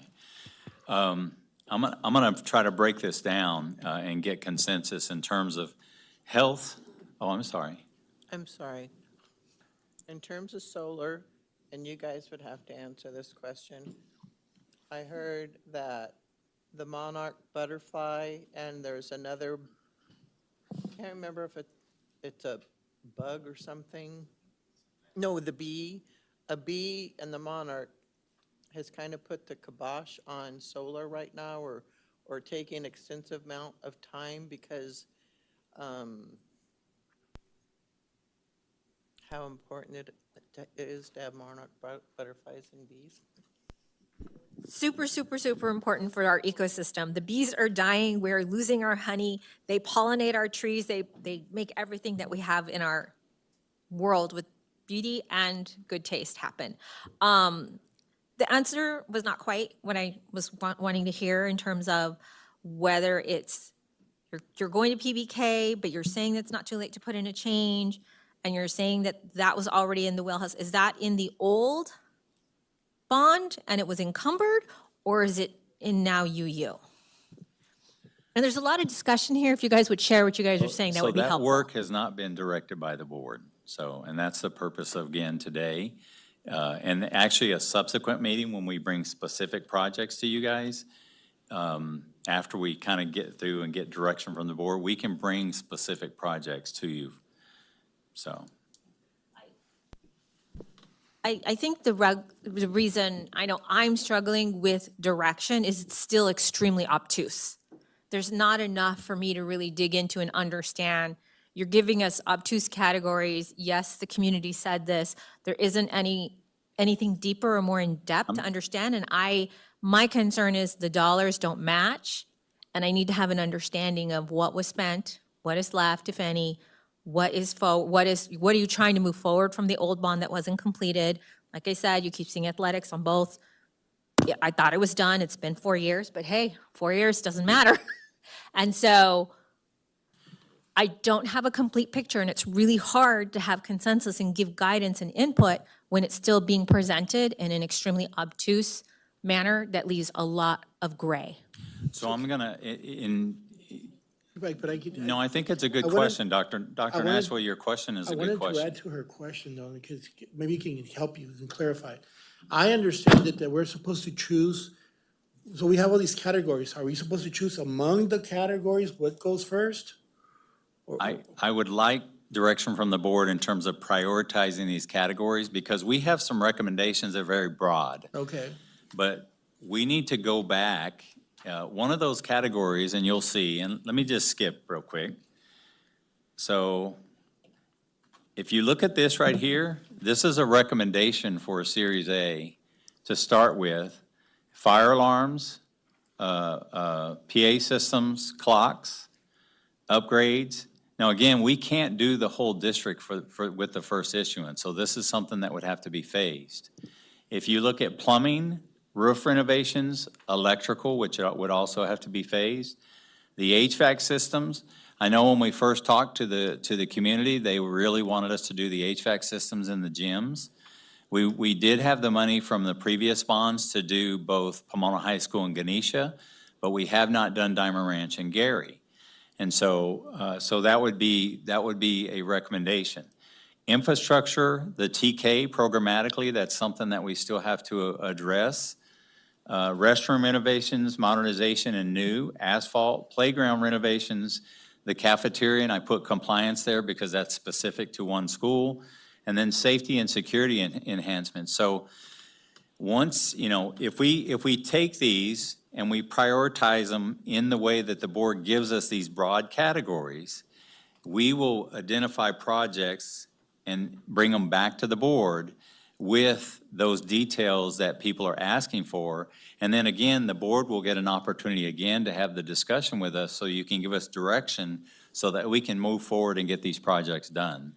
So that's, I'm starting at the 30,000-foot view. I'm going down here. And then when you talk about fire alarms, of course, we're going to look at the whole district as a whole. And we're going to prioritize and say, okay, which schools do we want to start with? Or which schools are we going to recommend to the board first? So again, we want to be able to look at these and say, okay, how are we going to look at these as individual projects? What I'm hearing, and I still don't have consensus from the board, but health, security, and safety is important. And you said it was number one, but again, I don't have consensus from the board. So as I look at these, and I say, well, I want to do, we want to do something that, let's do a playground renovation. You might have an old playground, but it might be functional.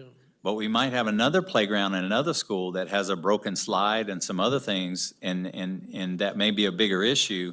We would bring that playground to you first in the first phase because there's other issues. And again, many of these projects are going to fall in multiple categories once we look at it. okay. So again, that's the direction I'm after. So this is what I'm sorry to stop. This is what I'm hearing then. So my number one is health, safety and security. My number two is infrastructure improvements. My number three is programmatic support. Number four, campus curb appeal. And then number five, emerging needs. Is that what you're asking me to tell you? That's what I'm asking the Okay, board for. so that's what I like to see. That's. And I gave you already mine. I already explained it when I first spoke. I think the challenge here is right now, this looks really all over the place. Thank you for the explanation about the gyms, that 2 schools had it and 2 schools didn't. That's what we need to understand, because last time roofs were repaired or roofs were renovated. Or was it all just a patch? But I that think- Poor Mr. Mesa was out there just patching holes in roofs. What was going on? Did we get any new roofs? If we did, where did we get them? What's still left that's needed and which one? Because you guys also have a chart that has like green and yellow and red. Where does that come into play so that we know in terms of how badly one school is graded? So that within your system, we know, because that's going to end up costing dollars. Yeah. And how many dollars are going to equal to 100 So million? this is, so I think we need, what he's telling us is that we need to, put them Yeah, in no, I these gave it to him funnels. already. These 5? She said it, yeah. Okay, good. We're done. She's done. Because the other stuff is gonna come later, right?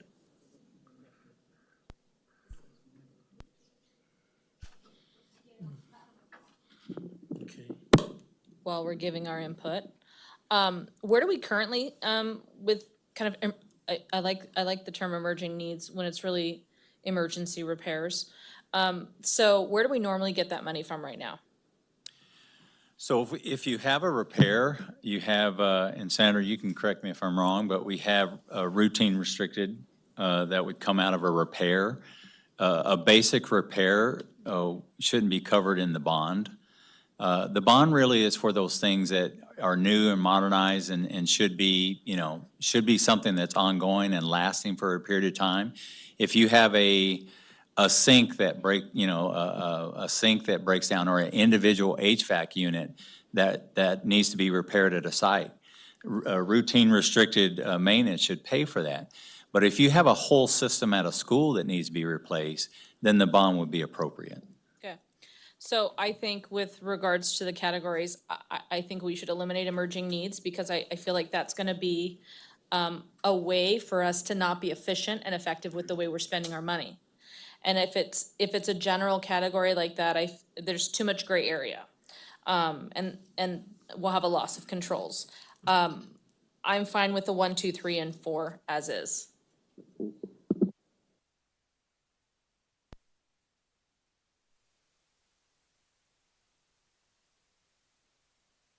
Okay, we're on a roll here, so Dr. Perlman?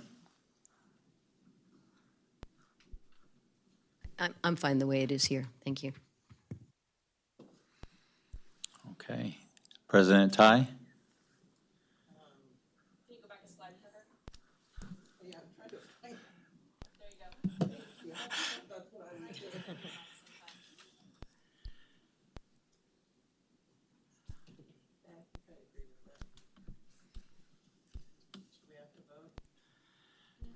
Mr. Moore, is consensus? Or The purpose of this meeting is to prioritize regarding what the next steps are. And so even though it's not an action item per se that needs to be recorded as that, in order to get a clear idea of next steps, it would be a good idea to count and get a consensus. My understanding is that while each of the board members were speaking and sharing their preferred priorities on those items, that notes and recordings were being taken. So you're certainly welcome and encouraged to take a new consensus if you'd like, but I suspect that the discussion has been recorded and notes taken such that it can be ascertained from that too. Okay. So it's up to you. Okay, I think I have the direction that I need, consensus. Okay. Thank you. Yes. Can I ask a question? And you, but I am curious to find out what happened to the amphitheater. Right, No, at we'll Lexington. we'll get the rendering and we'll get that information for you. Not that anyways, thank you. Okay, so I got through this slide, but I do want to have some discussion about this slide because what the team's going to do now is we will go back and we will look at, again, based on the feedback and direction from the board, we would go back and look at these and look at the district and look at the schools as a whole and start identifying those things. And we'll come back with a recommendation to the board around these particular projects. They will be site and school specific at that time. And so, that's where, again, we'll need another study session to get direction from the board. We're also, in terms of community engagement, We want to make sure that, we'll be sharing this information with the Independent Citizens Oversight Committee. We've also, we're looking at developing or starting a steering committee, which would also be made up of pretty much the folks that served on the Facilities Master Plan Steering Committee, to make sure that we're bringing them in the loop. And we want to make sure that this is a transparent process so that people know what we're doing. In terms of next steps, and again, we would bring back that detailed recommendation. The board authorization would be, at that time, we'd be asking the board for board authorization to move forward on those projects for the first issuance. And we would also need approval of that plan because in order to get reimbursements, we would need to have board approval of that. And then also, we have to submit that to the state, I believe also, correct?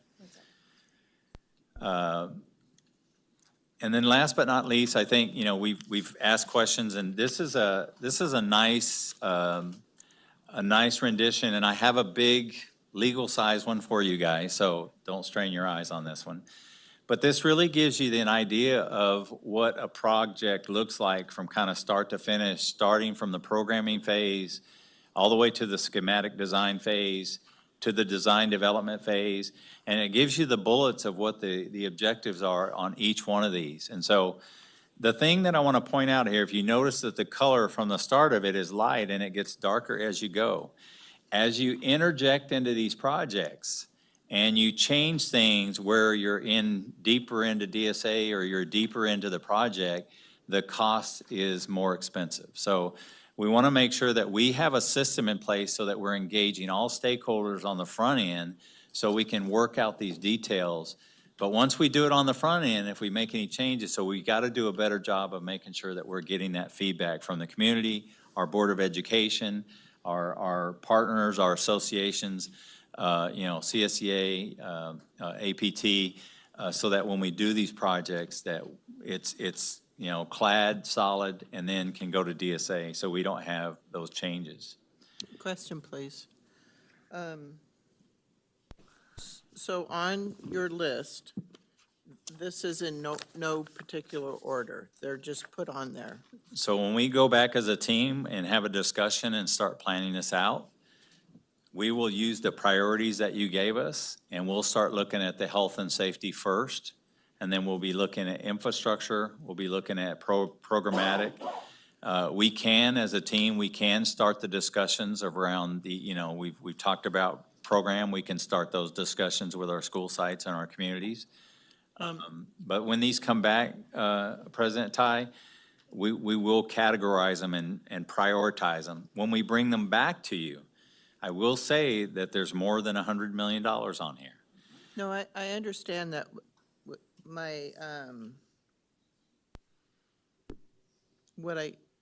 So you bring it back, we give our approval for it, and then it goes through this process. I would like to kind of insist, and I would think my board members would agree with me, that any change, anything that stops the project, we should be notified. That no board member, no cabinet member, no one in facilities can make a change without us knowing about it. That there has to be consensus on every change that happens or every stop that happens. Okay, let me clarify that. Okay? Okay, because in the process and the design of this, on the front end of it, we talk about the color of cabinets, we talk about the color of flooring, and you guys can do a better job than me. I want to make sure that I'm not hearing that the board wants to make all those decisions. I don't want to make a decision on what color cabinets are. Oh, well, We'll invite you to the meeting, Tamara. but what I don't appreciate is when something is, You're talking about the big things that might stop a I'm project. just going to throw the Okay. science classrooms and what a mess that's been, that should never happen ever again. Right, I hear you. Okay, Yeah. gotcha. Okay, fair enough. Mr. Jimenez. How will the priorities guide the district in designing the bond project this way? I mean, I'm having, do you understand how these, can you help me a little bit with that? Say, ask your question one more time. I want to make sure I understand it. Priorities guide the district in designing the bond project list? So if you, That could help us a little bit more in. so if you look at, if, I'm going to go back to, let me go back to this here. Your dark, your. So let's just say health and safety and security. Mm-hmm. If you look at this list right now, there are many of these things that are around the district that will fit into that category. Now, again, if we, again, you look at fire alarms and PAs and clocks, we can't do the whole district, and you've heard me say that multiple times already. But, I'm Yeah, you sorry. keep giving me a color TV and not. But and then the taking it away. reality is our recommendation will be, is that for phase one, we're going to start with schools, and we have to determine what schools we're gonna recommend for that first start. Same thing with roof renovations. We may not be able to do all the roofs this time, but we're gonna pick the worst ones first. Same thing with electrical, HVAC, you know, safety and security enhancements. There are some of our campuses that are wide open. You know, we would put them through this filter and recommend those projects as well. Same as asphalt. There's a huge amount of asphalt across the district that is, you know, I put a picture on here of one of our schools. That crack could easily cause, you know, a kid to roll their ankle or something, then we're dealing with a whole new set of issues. So across the district, we would be looking at, and let me go back to one crack I had here. That's one here.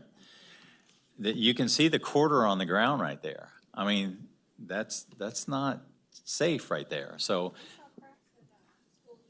exactly, exactly. So how I understand it then, the list that you had, is that like the ranking that you have? That's not the ranking yet. When we bring it back to you, our recommendations are gonna kind of hit all of these pots. You're gonna see that our recommendation for TK, there's gonna be recommendations on TK. You're gonna see that there's probably gonna be some CTE in there because, you know, just from making sure that we're offering certain classes, you know, when we talk about emerging needs, there might be there might be a program that we're trying to get started at a particular school. You know, it's same way with child development. Sometimes we get, you know, the county will tell us, you have a pot of money, you can use this money for projects, because we had some of those this summer. If you don't use the money, it's gonna come back to the county. And so there's things like that play into this. In terms of school consolidations, you know, and programs, again, they cover multiple buckets, and campus beautification. We'd be recommending some of those things that are timely now. We have some schools on our list right now that the enrollment is very low at the schools. So if we consolidate and we make a recommendation to consolidate, is the school that's going to receive that school, is it facilities-wise, is it ready to accept the kids? Are there any issues there?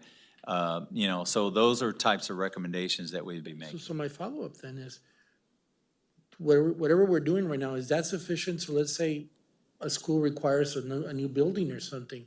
Is that something because you want to consolidate, let's say for the consolidation portion?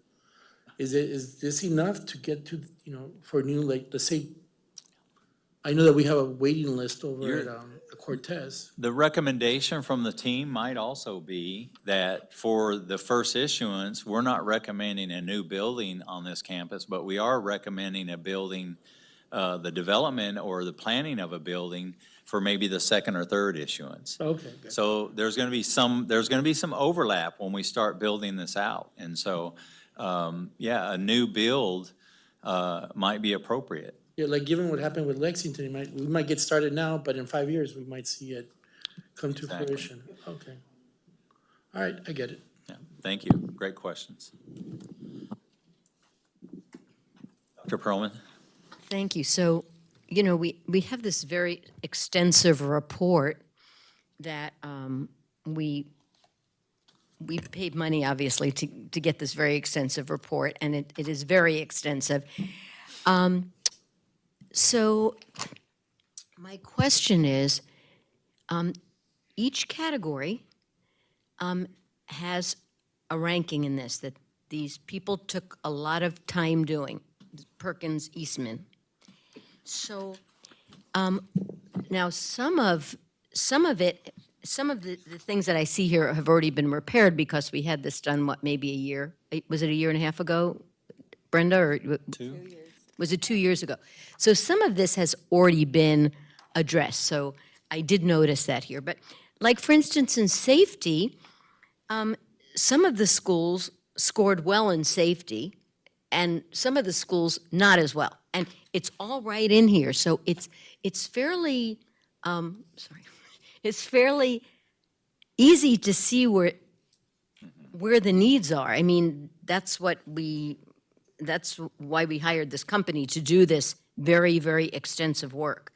So as we proceed, I mean, I take it that our project managers and that they are privy to this information, because that's how they're going to know, where the needs are. I mean, this work was already done. So I just want to bring light to the fact that we spent a lot of energy and money on this, in this very extensive work. So. Absolutely, and we are using that. This will be used as part of the discussions. So. Me. Ms. Gonzalez? So if we can go back to your project timeline, I think no. Which one here? This one here? Yeah. Oh, there we go. Yeah. So I think it's important to note, we're already seeing nearly a 4-month project timeline here, 42 months. But not every project that we are going to approve is going to take that long. So, if we're doing replacement of equipment for a playground, we're not looking at a programming and schematic and design phase. It'll be much more concise, and our project lead time will be considerably shorter. Is this timeline that you have developed here, is this for new build, or is this for reconstruction? I think this is for some of the longer term projects. So like you said, I mean, you made a great point. There's going to be some things that we do that's going to knock it out real faster. fast. We can knock it out really fast. So some things that have to go to, there are some things that may not have to go to DSA. Yeah. There are some things that have to go to DSA. So, it just depends, but when we bring back those recommendations, we'll clarify that on those specific projects. And then secondly, I noticed that we've used PBK in the past for architectural services. What other architecture firms has the district employed that specify in K through 12 design and build?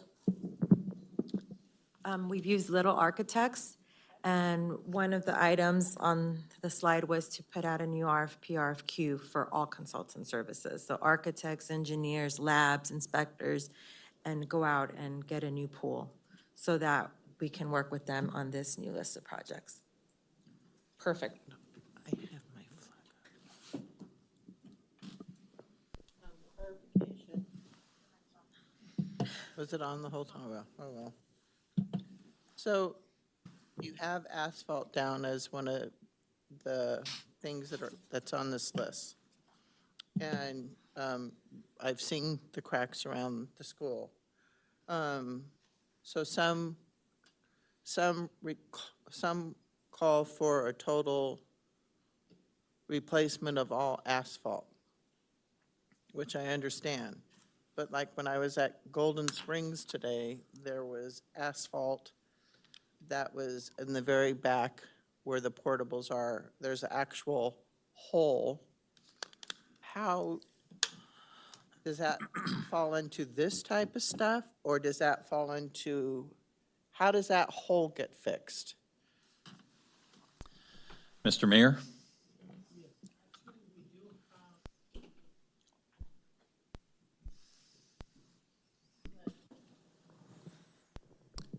At M&O, we do have different procedures for temporary fix, temporary patch, and everything when it comes to the health and safety.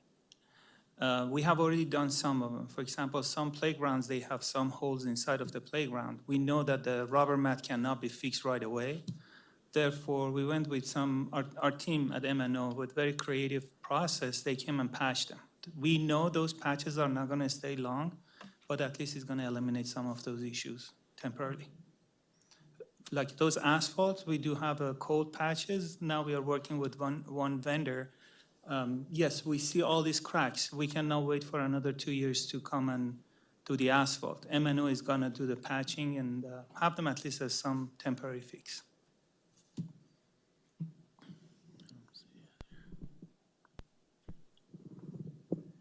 I hope I could answer your question. Maybe it's not the conversation to have today, but I hear that work orders get submitted, and then the work order will show that it's closed, but the work was never done.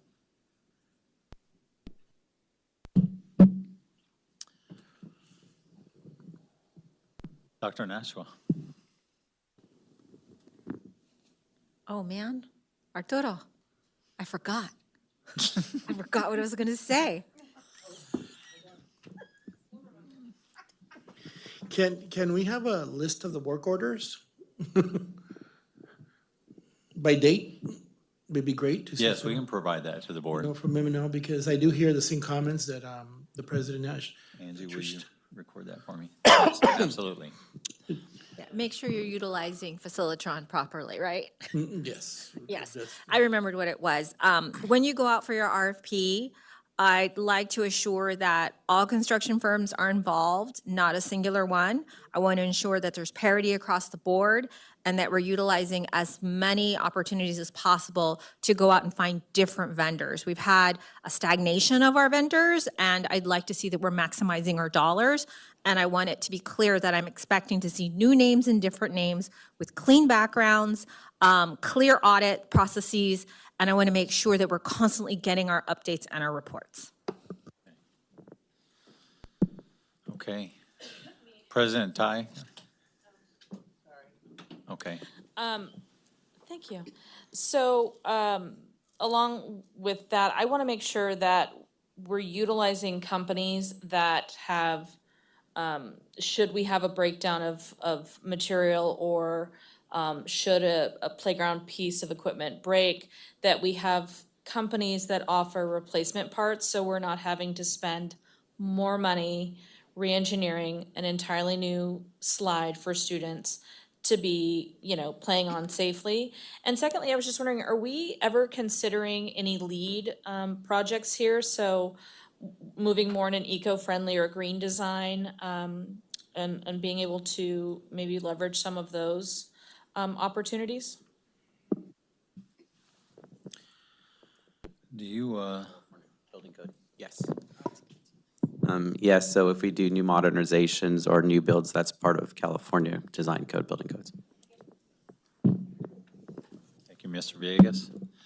I will reiterate to the board that I heard a lot of really good feedback here. Also, prior to the next study session, when we bring a more thorough list, making sure that we provide the board a list of the prior bond money and those projects and expenditures, and any leftover money that is from those to the board, and we can provide that prior to the next study session. So Angie, write down what I just said. I think the timeline is, that's something I think we can get to the board very quickly. I think within the next 2 weeks, is that fair? Okay. But in terms of the next study session, I think, we need to go back and have a conversation about how to build this out. We're also going to need the help of some experts in some of these areas to get the costs and so forth. So you would see us asking for, once we do the RFP and we bring some of the experts on to help with some of this work, that, we would ask that the board consider that as well as we move forward. But we're going to need a study session from the board to dig into those recommendations, so. What do you Mrs. mean by Gonzalez. experts? I mean, architects and other experts in the field when it comes to, the cost of certain projects, et cetera. So Okay. really getting into the detail on this, so.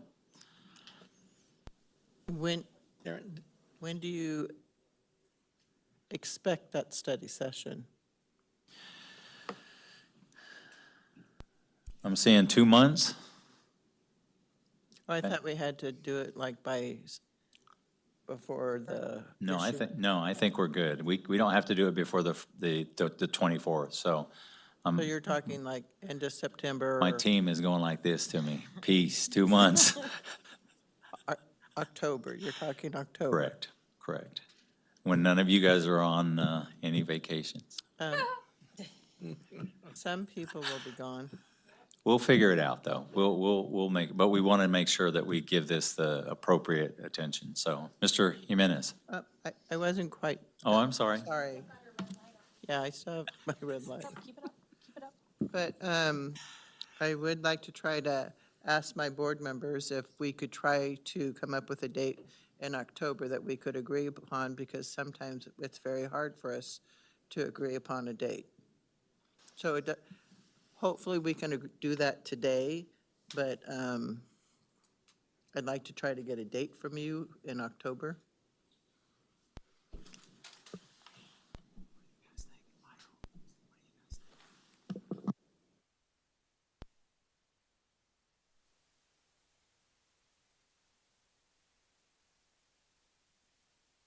Talk.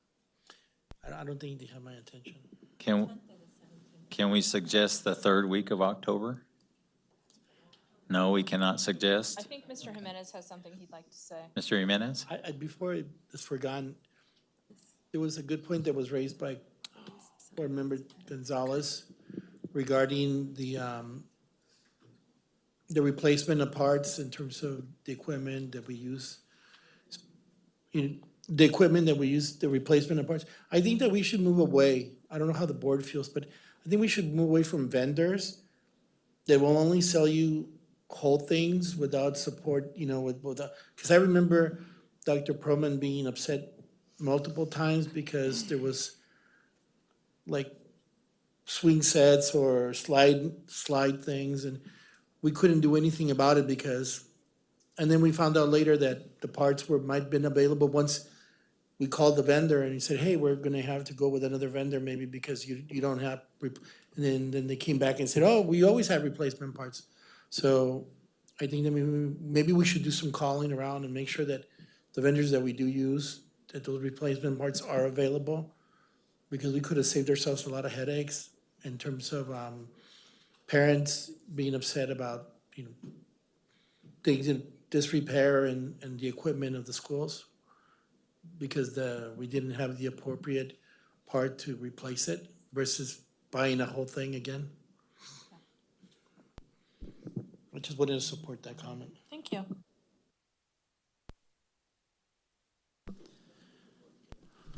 Okay. If there are no further questions, I want to get a date before we leave. okay. So are you pretty open in October, Tamara? No. Can you tell me? I heard Lisa say the 10th. I am free, that if we're planning on a Friday. The following week and the first week, I'm very busy. The following week, the first week of October and the following week of? The third week. Oh, the third week? Yeah, so the 10th works beautifully for me. The week of the 20th, is that, you're busy that week? I could do the Friday on that week as well. Or the 24th? I don't believe Dr. Perlman is No. available. The last Okay. week, how The 10th doesn't work for does me. how does the last week of October look for anybody? That's Halloween. Well, not all week. I mean, It's, oh, you're, I hate to say, you're gone 2 weeks? it's my anniversary right in the middle of those dates. So Mine too. And the 10th doesn't work for you?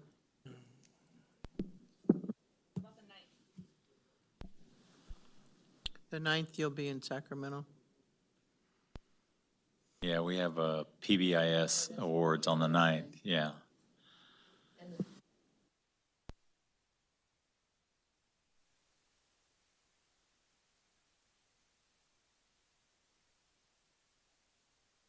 Oh, you can't do the 10th? The 9th or the 10th? The 9th, I'm going to be in Sacramento because we have I PBIS. thought we were I going. mean, I can, Lilia, tag you're it for Sacramento to go up and support the team for PBIS? It's a round trip. You leave in the morning, come back in the afternoon.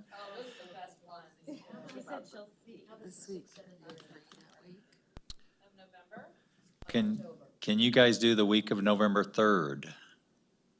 Because that would assure it gives us enough time.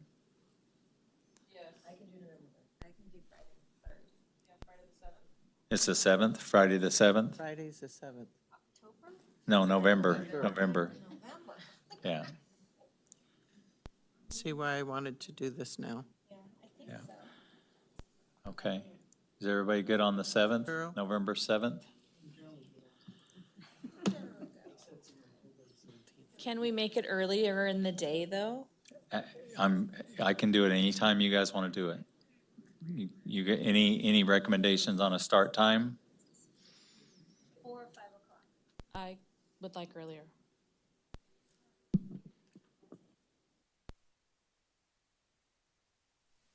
Okay, so at least the 7th, the time is still up in the air. Okay. Okay, how, can we do 3:30 on the 7th? What time are we ending? That's This on should be, us. this next meeting is, you guys are gonna get the recommendations and go right into discussion, so. We know how long. Now, that discussion may be a very long discussion, but it's certainly gonna, there won't be much of a presentation, it's gonna be the recommendations, so. So you're agreeing to 3:30? 3:30 to 5. I don't want to put a time. 3:30, oh, Okay, so November 7th, beginning at 3:30 PM, okay.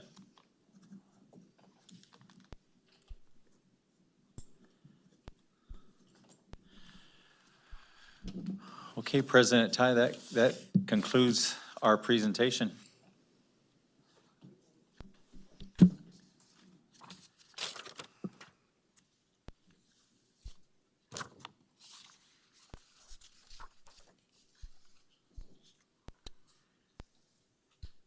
moving on to section 3, item 3.01, audience comments. Any additional yellow slips, Mr. Moore?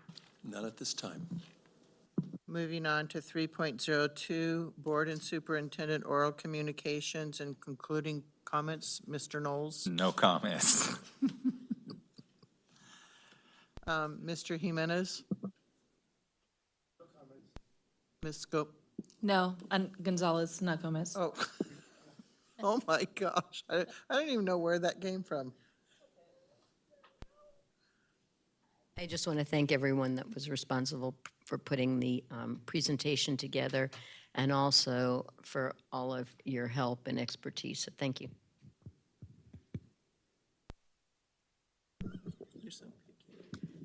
Well, they yelled at me when I didn't use it, so don't bogart the microphone. Just a big thank you to everyone. I appreciate, I know there's a lot of change. Change is good. It's not always bad. Change is positive. So be positive with me, embrace the change, embrace the improvements. These are opportunities. Thank you.